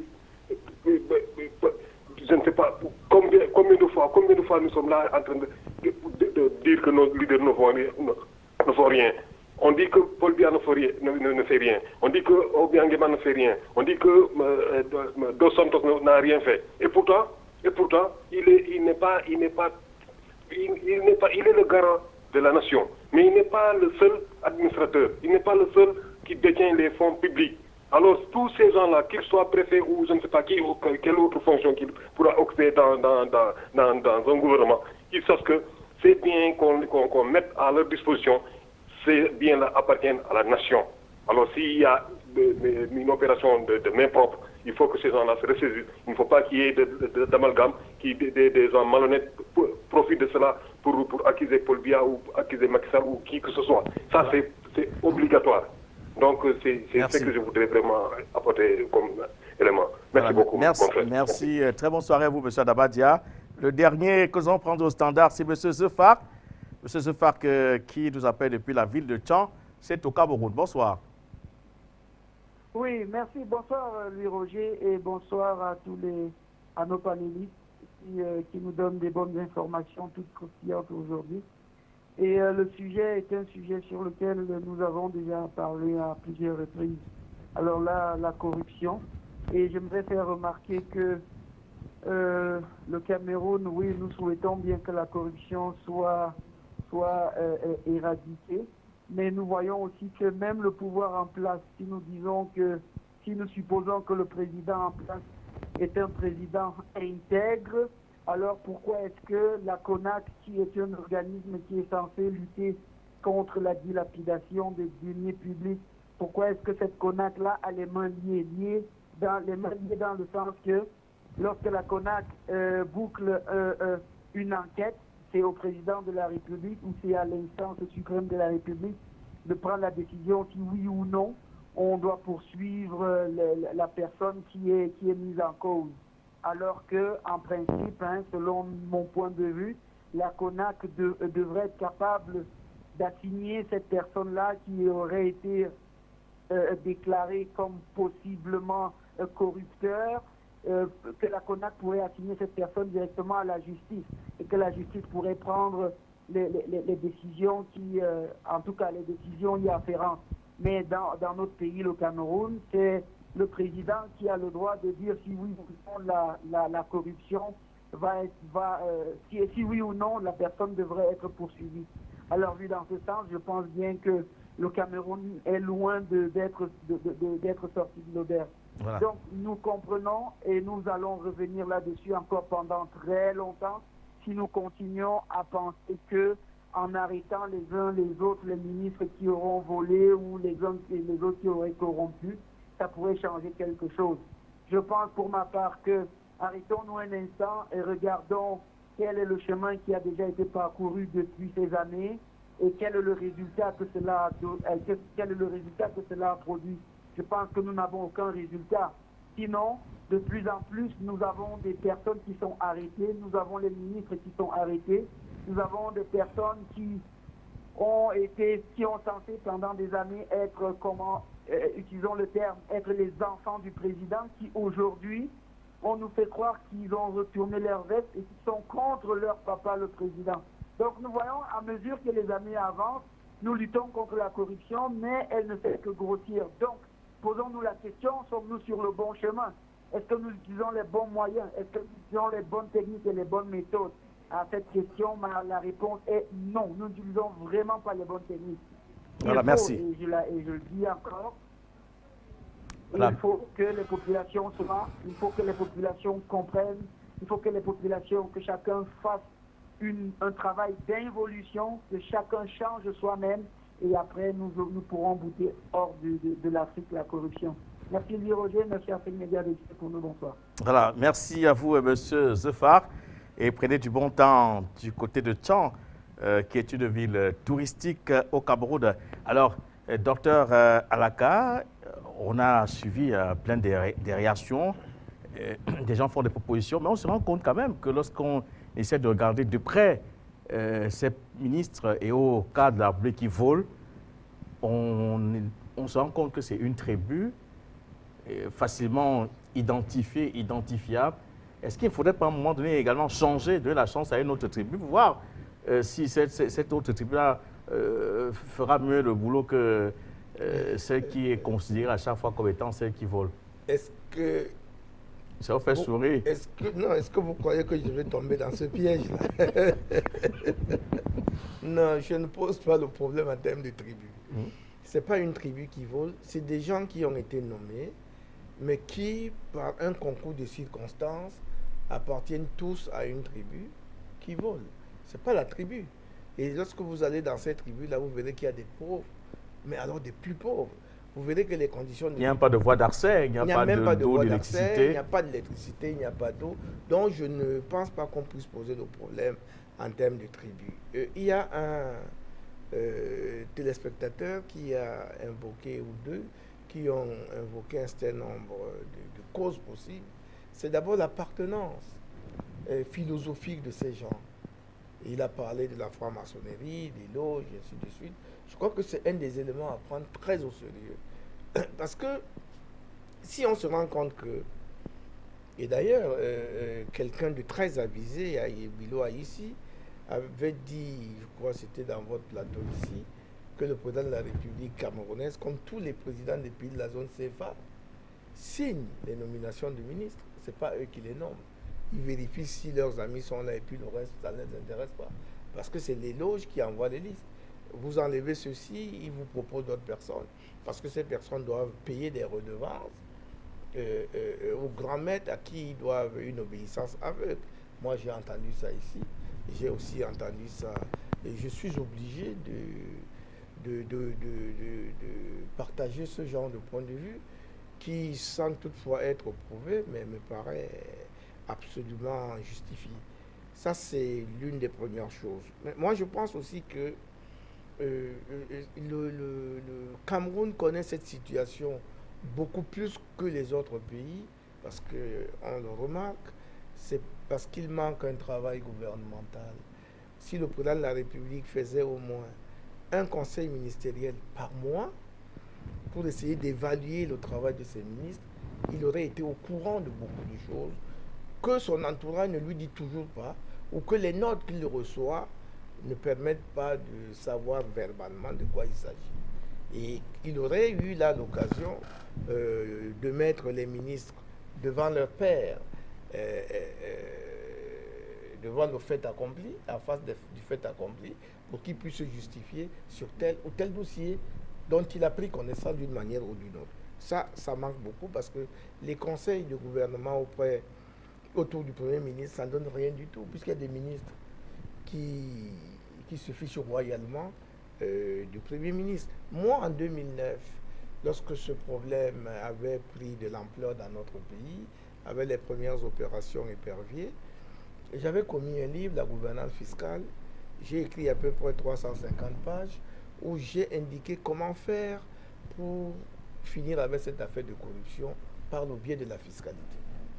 Et j'avais dit que l'impôt est amoral, en substance. Il y a un principe chez nous qui est le principe du réalisme du droit fiscal qui voudrait que l'impôt ne s'occupe pas de la provenance de la source du revenu, mais s'occupe du revenu lui-même qu'il appréhende et qu'il impose pour prendre la part de l'État et la reverser.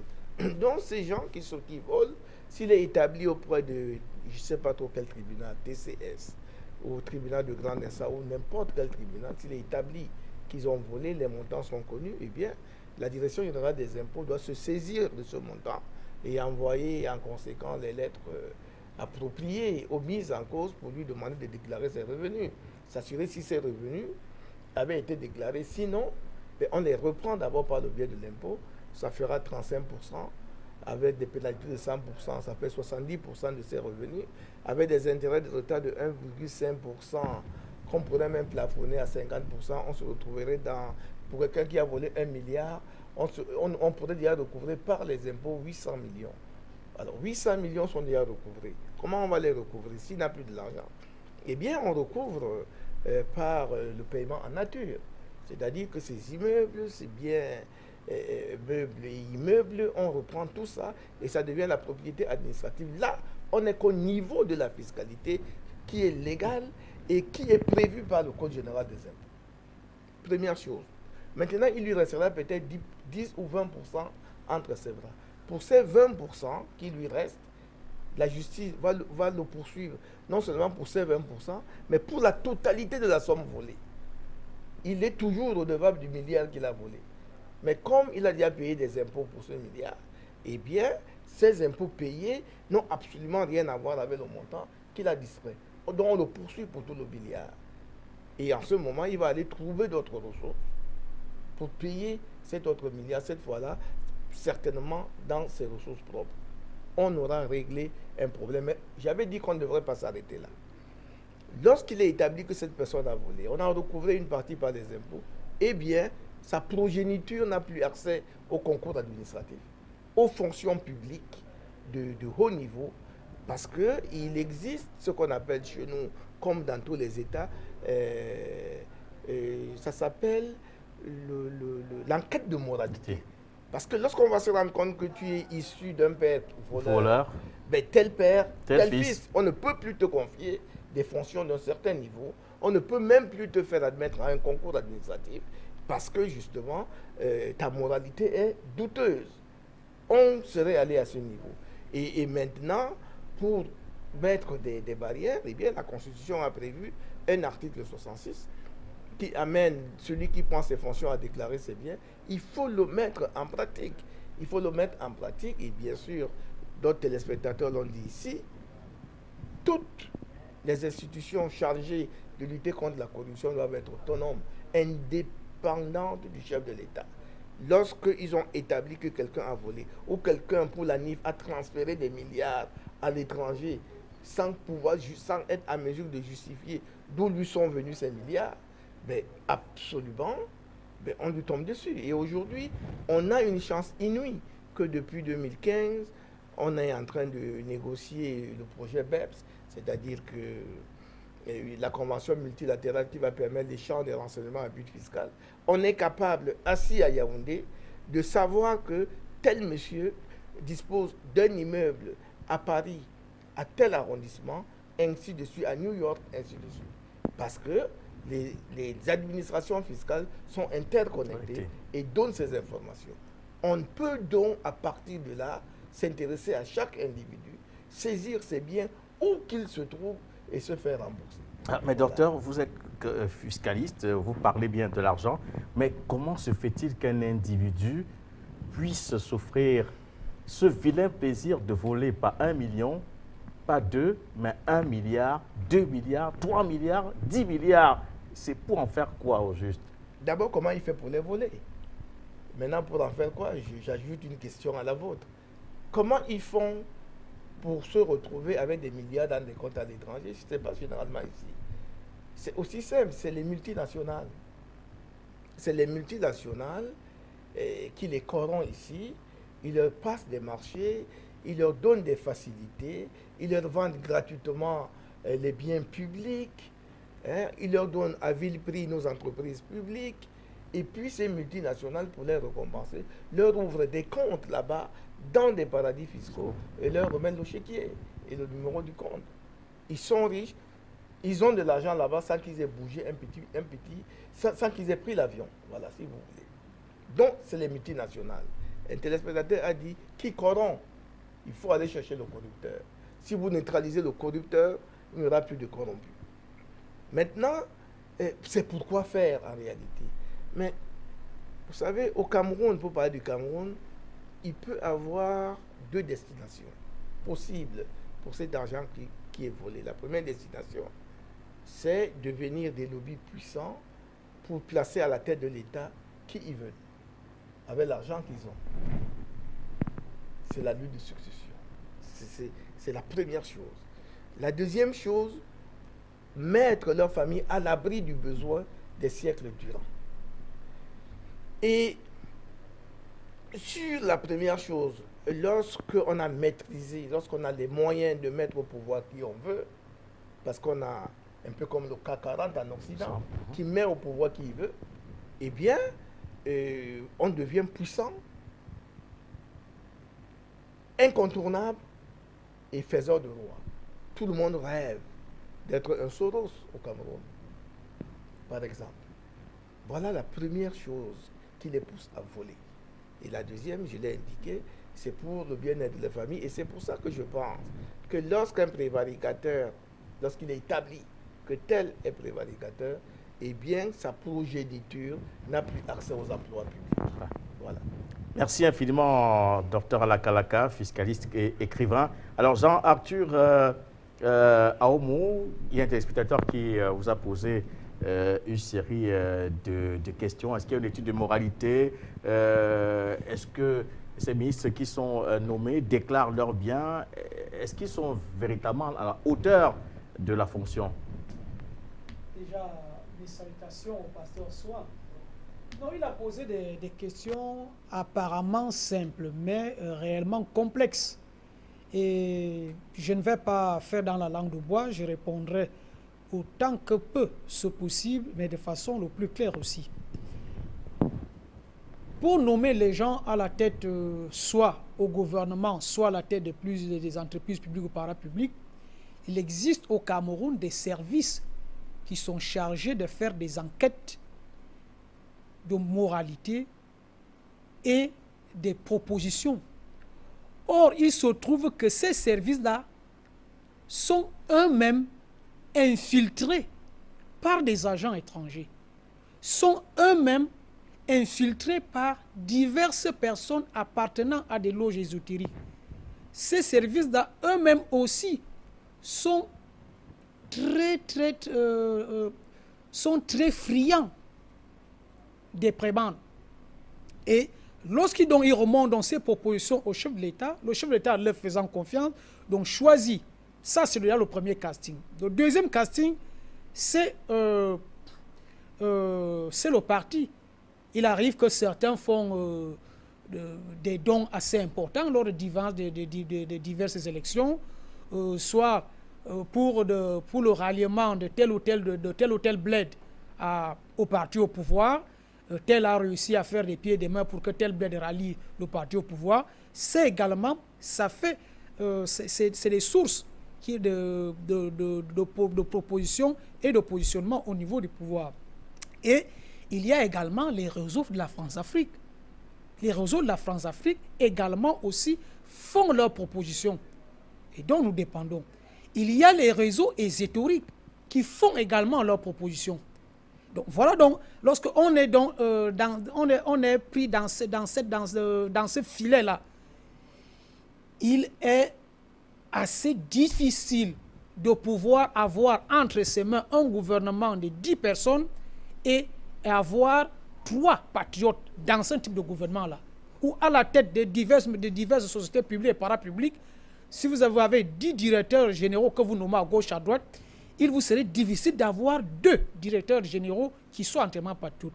Et c'est là où une fleur, et je partage également donc, cette proposition que ma soeur Cissé a complétée, parce que j'ai parlé de moralité, elle a bien suivi de cela. Et il y a effectivement ce problème de patriotisme. Parce que les réseaux ésotériques, ils sont là. Et on paie des cotisations. Et de fortes cotisations, à la fois pour monter en grade, croit-il, pour être plus puissant, je ne sais puissant en quoi, et aussi parce qu'effectivement, on va pouvoir être dans des lobbies qui nous permettront soit-même de devenir le roi ou le pape, je ne sais dans quelle contrée du monde ou du pays, soit alors de fabriquer effectivement des rois, comme disait le docteur Alaka tantôt.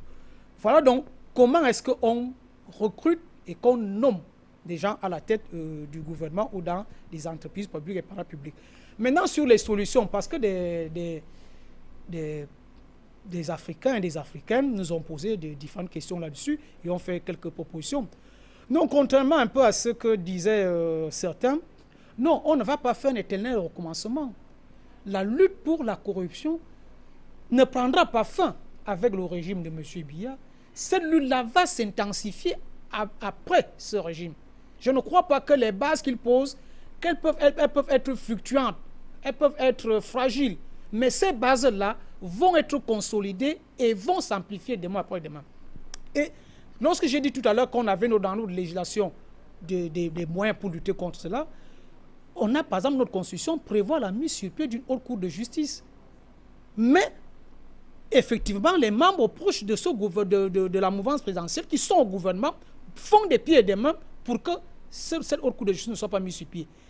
La Cour des comptes, on en a besoin parce que pour faire la déclaration des biens, comme le prévoit à juste titre la Constitution du Cameroun dans son article 66, il faut bel et bien au moins une Cour des comptes et la haute cour de justice pour pouvoir évaluer et juger. Ça, on ne l'a pas. Et le font à dessein. Et c'est pour ça qu'à dessein, on n'applique pas l'article 66 de la Constitution. C'est également à dessein. Il faut attendre, par exemple, que ce soit l'autorité qui vous demande d'appliquer. Chaque citoyen peut se lever et de dire, bon, voilà, j'ai ceci, j'ai cela, j'ai... Il y en a qui ont déclaré. Voilà. Oui, mon frère Louis Roger, vous savez, lorsqu'on est dans une société, des actes individuels, des bienfaisances, de patriotisme, c'est bon. Ça déflue, mais ça a moins d'impact lorsque la société, dans sa globalité, rime plutôt à contre-courant. Or, pour que la société, dans sa globalité, aille vers la rectitude, il faut donc bel et bien que des institutions soient mises sur pied, soient opérationnelles. Et c'est pour cela donc qu'on peut maintenant reprendre ce que disait un ancien président américain, maintenant dans un sens, maintenant un peu plus positif et réel, à savoir qu'il est bien que nous ayons des institutions fortes, pas dans le sens où il faisait dans sa démagogie. Donc, et ainsi de suite. Il y a ce problème des organismes comme la NIF ou la CONAC, etc., qui n'est pas en justice. Ça, c'est effectivement un des blocages. Et le problème est sur quoi? Et l'article et le décret présidentiel de juillet 2017 sur la durée à la tête des sociétés publiques et parapubliques. Pourquoi ce n'est pas appliqué? Ce n'est pas appliqué parce que le conseil d'administration de ces entreprises-là fermait les yeux. Les services juridiques de la primature fermaient les yeux. Le service juridique de la présidence fermait les yeux. Conclusion donc, on retrouve donc des citoyens et des citoyennes qui violent allègrement ce décret présidentiel de juillet 2007. Et je chuterai. Et je suis effectivement d'accord avec la saisie des biens qu'il faut le faire et des avoirs. Je suis favorable pour cela. Je suis favorable pour des peines d'emprisonnement et même parfois pour des peines capitales, parce que ça également, c'est important. Je suis favorable pour des peines de fiscalité, dans toute cette logique, mais je serai très réservé sur le dernier volet du docteur Alaka. Parce que quand il dit, lorsqu'on serait, la nature par un malheureux hasard ou un heureux hasard a voulu que vous soyez le rejeton d'un prévaricateur de la République, et alors, comme dit bien ce dicton, semble-t-il, tel père, tel fils, mais on ne dit pas très souvent telle fille, telle mère, je ne sais pas très bien pourquoi, mais ça, on est en train de glisser là, petit à petit, vers le délit de patronyme et le délit ethnique. Et ce qui, dans nos continents et dans nos pays, serait très grave. Il est bien qu'on juge rigoureusement un individu, stricto individué, comme ça, de façon claire, nette, et on limite là. Maintenant, que ces rejetons fassent un mea culpa, c'est bien, et prennent le chemin inverse. Mais s'ils veulent faire, comme dit dans ce dicton, tel père, tel fils, et peut-être telle fille, telle mère, je ne sais pas très bien pourquoi on ne dit pas, alors là, à ce moment-là, la société va frapper à nouveau. Mais qu'on n'institue pas cela, même de façon implicite, parce que, d'une manière ou d'une autre, dans une société où déjà le tribalisme et le régionalisme ambiant montent, et effectivement, j'ai compris la première question que vous lui avez posée, et il a estimé que c'était un piège. Vous ne l'avez pas piégé. Parce qu'effectivement, des gens ont une lecture assez biaisée, effectivement, de cela. Parce que ce qu'ils refusent de dire, c'est que non seulement ces personnes, ces prévaricateurs-là, supposés ou réels de la République, non seulement appartiennent aux loges ésotériques, mais aussi appartiennent aux partis au pouvoir. Presque tous. Et ça, on ne veut surtout jamais le dire. Parce qu'effectivement, le parti au pouvoir, dans sa logique interne, depuis 1960 au moins, fonctionne avec la logique de la prévarication. Depuis 1960. Ça, tu étais ce que c'était cela. Mais comme c'était la dictature et la répression, les bouches se taisaient, apparemment, ça a même fini par rendre même un bon nombre d'entre nous amnésiques. Mais c'était cette logique-là. Et donc, c'est des choses qu'il faut faire très attention. Je comprends les compatriotes et les Africains, qu'il faut bel et bien, mais pas comme disait une dame là tantôt, oui, un frère, sur peut-être que ce sont nos frères qu'on ferme les yeux et qu'on se dote nos moyens. C'est vrai qu'on doit visser effectivement les multinationales et autres. Merci Jean-Arthur. Alors, docteur Alaka, vous placez un petit mot et on va au standard parce que là, ça se bouscule. Merci, mais Arthur, il faut savoir que tout le système administrative, tout le système de gouvernement, pour avoir accès à un poste, il y a un document extrêmement important qu'on appelle l'enquête de moralité. Alors, si au terminus d'une enquête de moralité, on se rend compte que vous êtes issu des parents voleurs, que vous êtes déjà suffisamment riche parce que vos parents ont volé, à quoi servirait encore le poste qu'on voudrait bien vous donner? Et ce n'est pas moi qui ai créé l'enquête de moralité. Ce n'est pas moi qui ai dit tel père, tel fils. Mais s'il y a enquête de moralité, l'enquête de moralité doit conclure par la négative pour dire que ce monsieur est de mauvaise famille parce que quand ses parents étaient riches... Là, ça fait partie des mesures pour... Non. Oui. On ne doit pas sanctionner quelqu'un parce que la nature a voulu que par malheur, il est un père ou une mère prévaricatrice ou prévaricateur. À ce moment, le parent doit bien se tenir pour ne pas pénaliser ses enfants. C'est à chaque individu de bien se tenir. Le parent doit bien se tenir pour que ses enfants, parce que c'est établi, si c'est dit, que les parents vont bien se tenir pour protéger leur projet. Je ne suis pas pour la faute collective parce qu'on sait très bien les dérapages que cela a causé dans divers pays. On va aller au standard. On va aller au standard prendre Aristide Conan qui nous appelle depuis la Côte d'Ivoire. Bonsoir et bienvenue. Bonsoir mon frère Louis. Justement, l'échange même du coup me plaît bien, ce qui est en train de se passer là. Mais je voudrais déjà avant dire d'abord une première chose. Au niveau d'un voleur dont on parle, qui doivent être arrêtés, il y a aussi des voleurs qui sont des non-africains. Je ne parle pas forcément en termes de multinationales, mais quelqu'un est conseiller technique d'un ministre et il a travaillé en Afrique, il a travaillé peut-être particulièrement au Cameroun, et celui-là, il est en train de se la couler douce quelque part en Europe. Eux aussi, si tant est que l'enquête diligentée doit amener à jusqu'en Europe pour les arrêter, il faut bien qu'eux aussi soient arrêtés et mis en prison. Ça, c'est vraiment aussi un élément à ajouter. Je ne parle pas forcément des multinationales, mais je parle en termes d'individus. Maintenant, pour ce qui est de la corruption en tant que telle, surtout à un haut niveau, je pense, d'abord, est-ce que le président, mon papa Biya, en train de faire une bonne chose? Mais je voudrais dire une chose.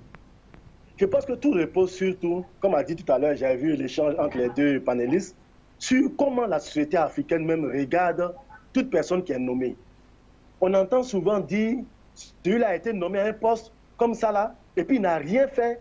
Et donc, ce qui fait que, généralement, lorsque on est nommé, ce qui nous motive, c'est de faire en sorte qu'on puisse assurer ses futurs. Je ne dirais pas ses arrières, mais ses futurs. Et donc, du coup, quand tu n'as rien fait, on dit celui-là, il est bête, quoi.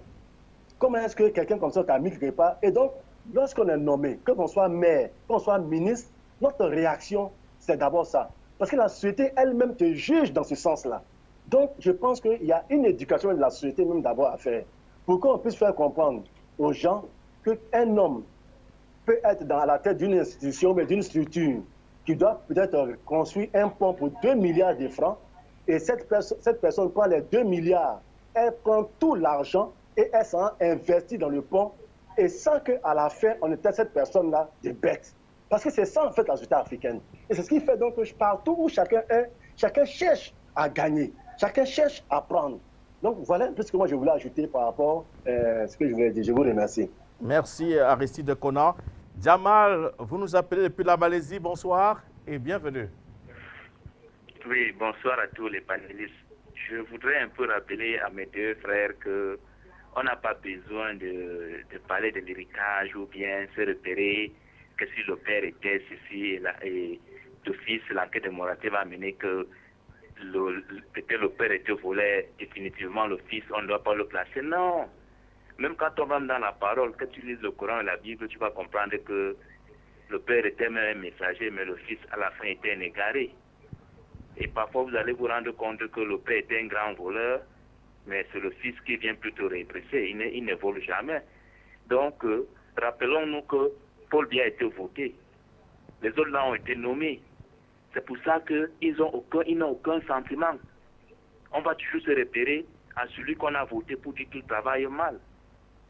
C'est pour ce problème-là, on doit continuer à les arrêter comme Aoum l'a dit. On doit continuer et ça doit rester, ça c'est que si Paul Biya part, le nationaliste qui vient au pouvoir, le patriote qui vient au pouvoir, on continue. C'est-à-dire qu'il faudra démanteler tous ces réseaux, ça c'est qu'on se retrouve où la peur va naître. Et quand cette peur va naître, ça va entraîner maintenant que nous ayons notre monnaie. Parce qu'il faut que le Cameroun ait sa monnaie. Moi, je me fais ici en Asie. Les Asiatiques fabriquent leur argent. Les premiers détourneurs, on les a éplumés. D'autres, on les a exécutés comme en Chine. En Thaïlande, on a saisi tous les biens. Hein? On les a rendus héros. Jusqu'à ce qu'on se rende compte que voici les patriotes du pays qui sont capables de contrôler la monnaie du Cameroun. Voici les autres patriotes qui sont capables de vérifier le budget qui va sortir et le montant qui doit sortir. Donc c'est un travail qui a sa place. Encourageant le président parce que nous l'avons voté, hein. S'il te plaît, les autres noms qu'il arrête là, on a voté personne parmi eux. Hein. Alors, qu'on l'encourage dans le travail, peu importe que ça soit à tête chercheuse. Le moment venu, lorsqu'il va déposer, lorsque nous allons voter un autre président, ou bien qu'il nomme son ami, et son ami doit continuer dans la même lignée. On doit les arrêter tous. Pour avoir notre monnaie, il le faut aussi. Ça a sa place dans toute la sous-région. Ça a sa place. Alors, merci, Djabal. Merci, Djabal de la Malaisie. On va prendre M. Doumbia, qui nous appelle depuis la Côte d'Ivoire. Bonsoir. Oui, bonsoir, M. Louis Roger. Oui, tout à l'heure, il y a un auditeur qui disait tantôt que... bonsoir, Louis Roger. Tout à l'heure, il y a un auditeur qui disait que lorsqu'il y a un corrompu, il y a un corrupteur.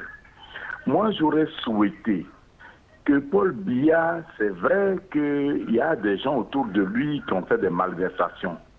Moi, dans mon pays, on dit le grilleur d'arachide, on ne regarde pas dans sa bouche. C'est un Africain, c'est un Camerounais qui a fait cela. Il a des moyens de recours pour pouvoir récupérer cet argent que certains de ses collaborateurs ont pris. Il faut qu'il utilise cette voie-là. Rien ne sert de les mettre en prison.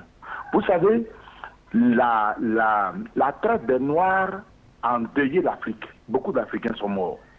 La colonisation a encore endeuillé l'Afrique. Beaucoup d'Africains sont morts.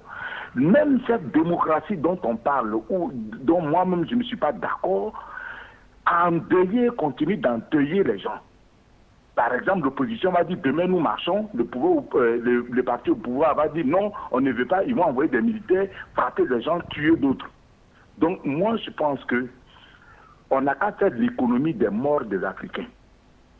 Ce sont des intellectuels, ils ont fauté, il faut trouver des moyens de recours pour récupérer cet argent-là. Ils ne vont pas nous dire que les milliards qu'ils ont pris là, ils ont fini de dépenser.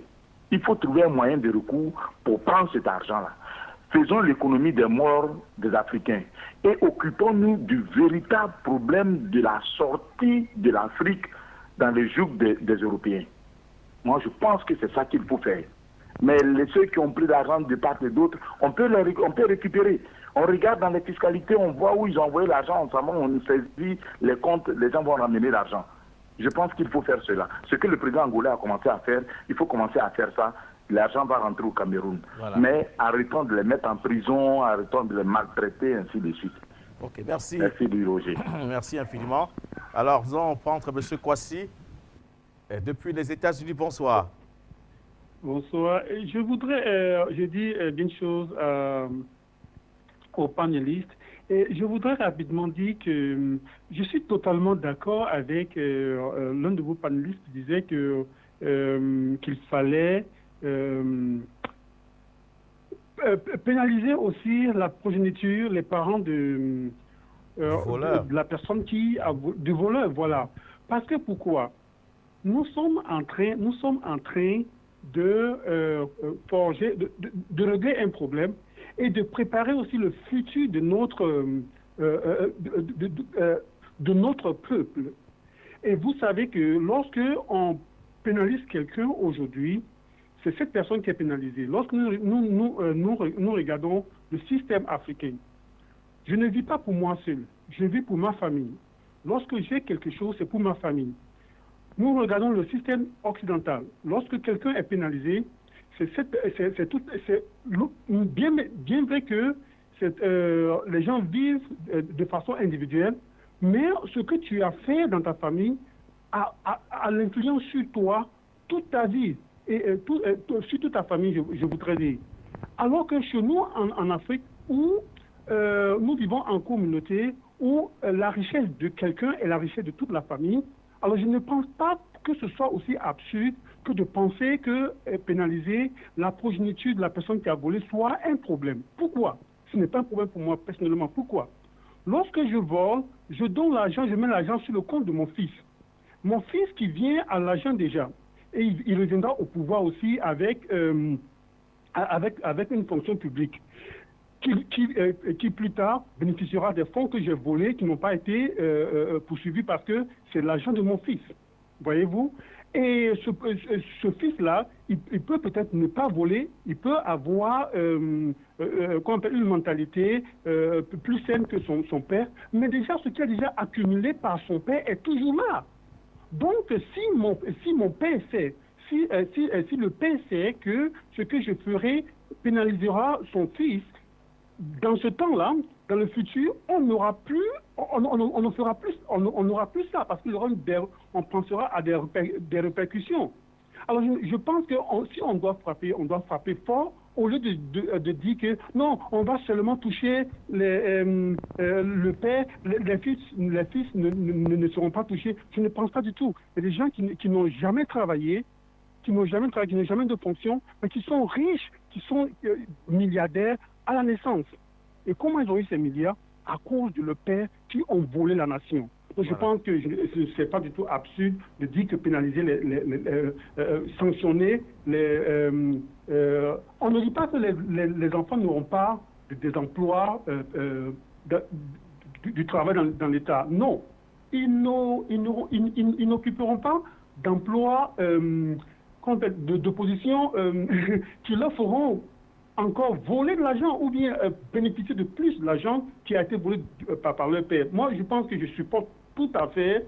Peut-être qu'il y aura encore une modération ou bien des justifications. Si c'est là quelque chose qu'une nation devait adopter, il y aura peut-être des corrections, mais je dis encore 1000 fois, je ne pense pas que ce soit trop dur de dire que tel père, tel fils. Ce n'est pas dans le sens de tel père, tel fils, mais du fait que ce fils-là aurait déjà bénéficié du vol de son père.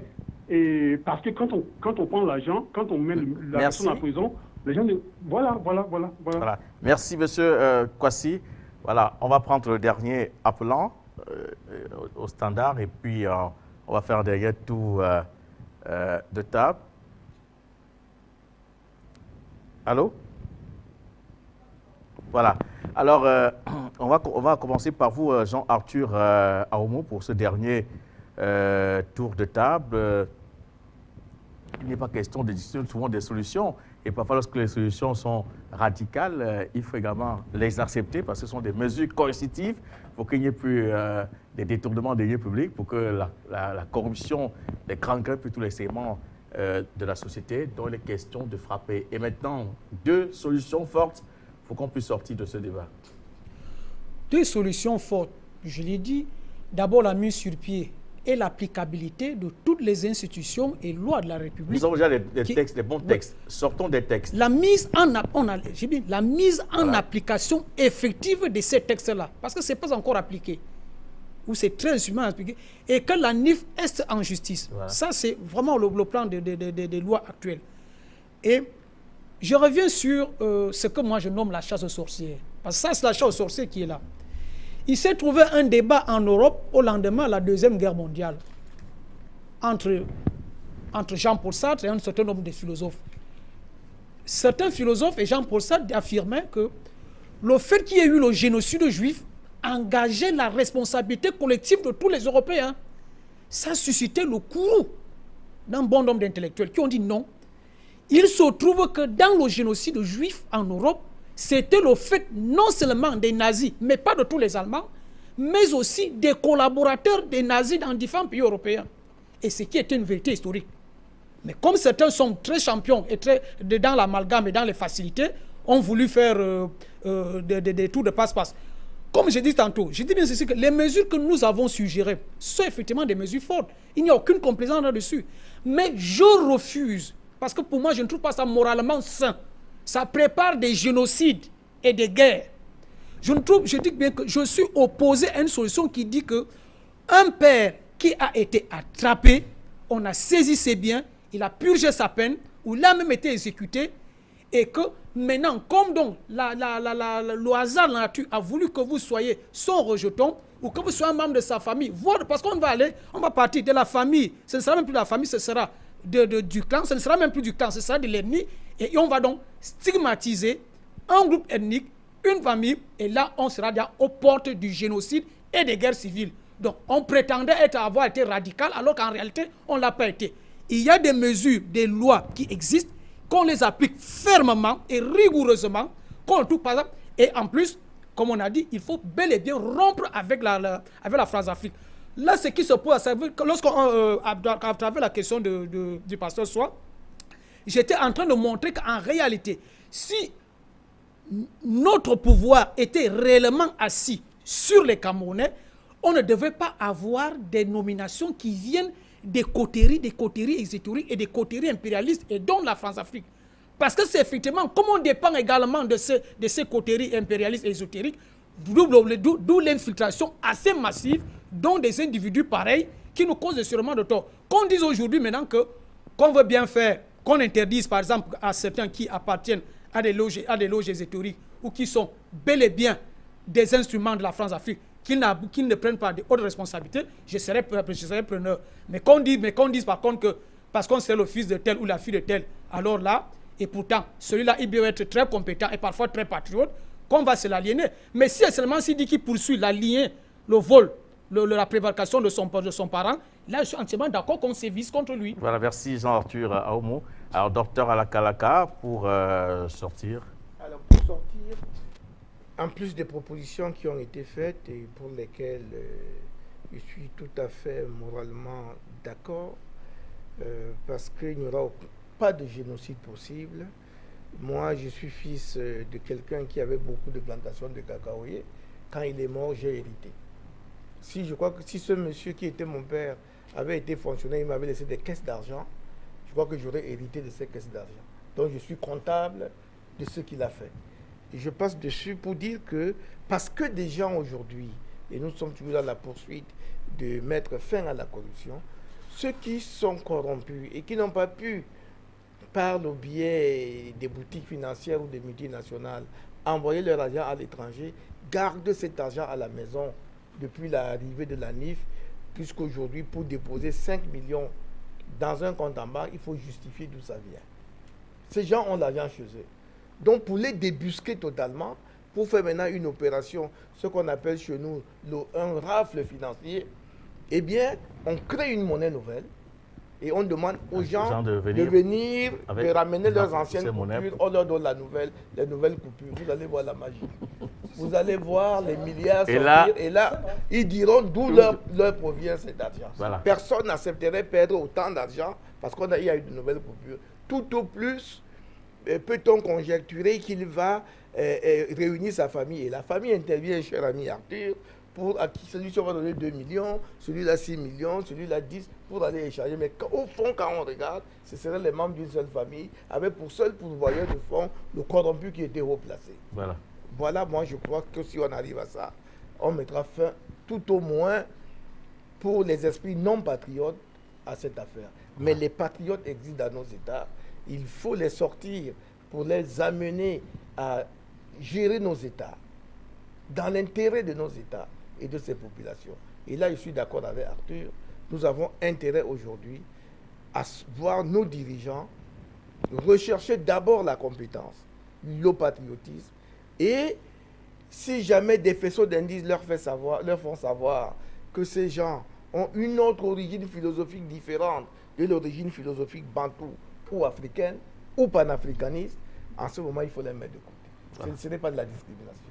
Merci infiniment à vous, cher monsieur, d'être donc venu ce soir nous aider à mieux comprendre cette relance de l'opération Épervier au Cameroun, une relance effectuée par le président Paul Biya, avec déjà quelques ministres derrière les barreaux, d'autres qui sont encore sur la liste d'attente. C'était donc la deuxième édition de l'appel sur le continent, sur votre télévision panafricaine Afrique Média. Madame, monsieur, ne quittez pas.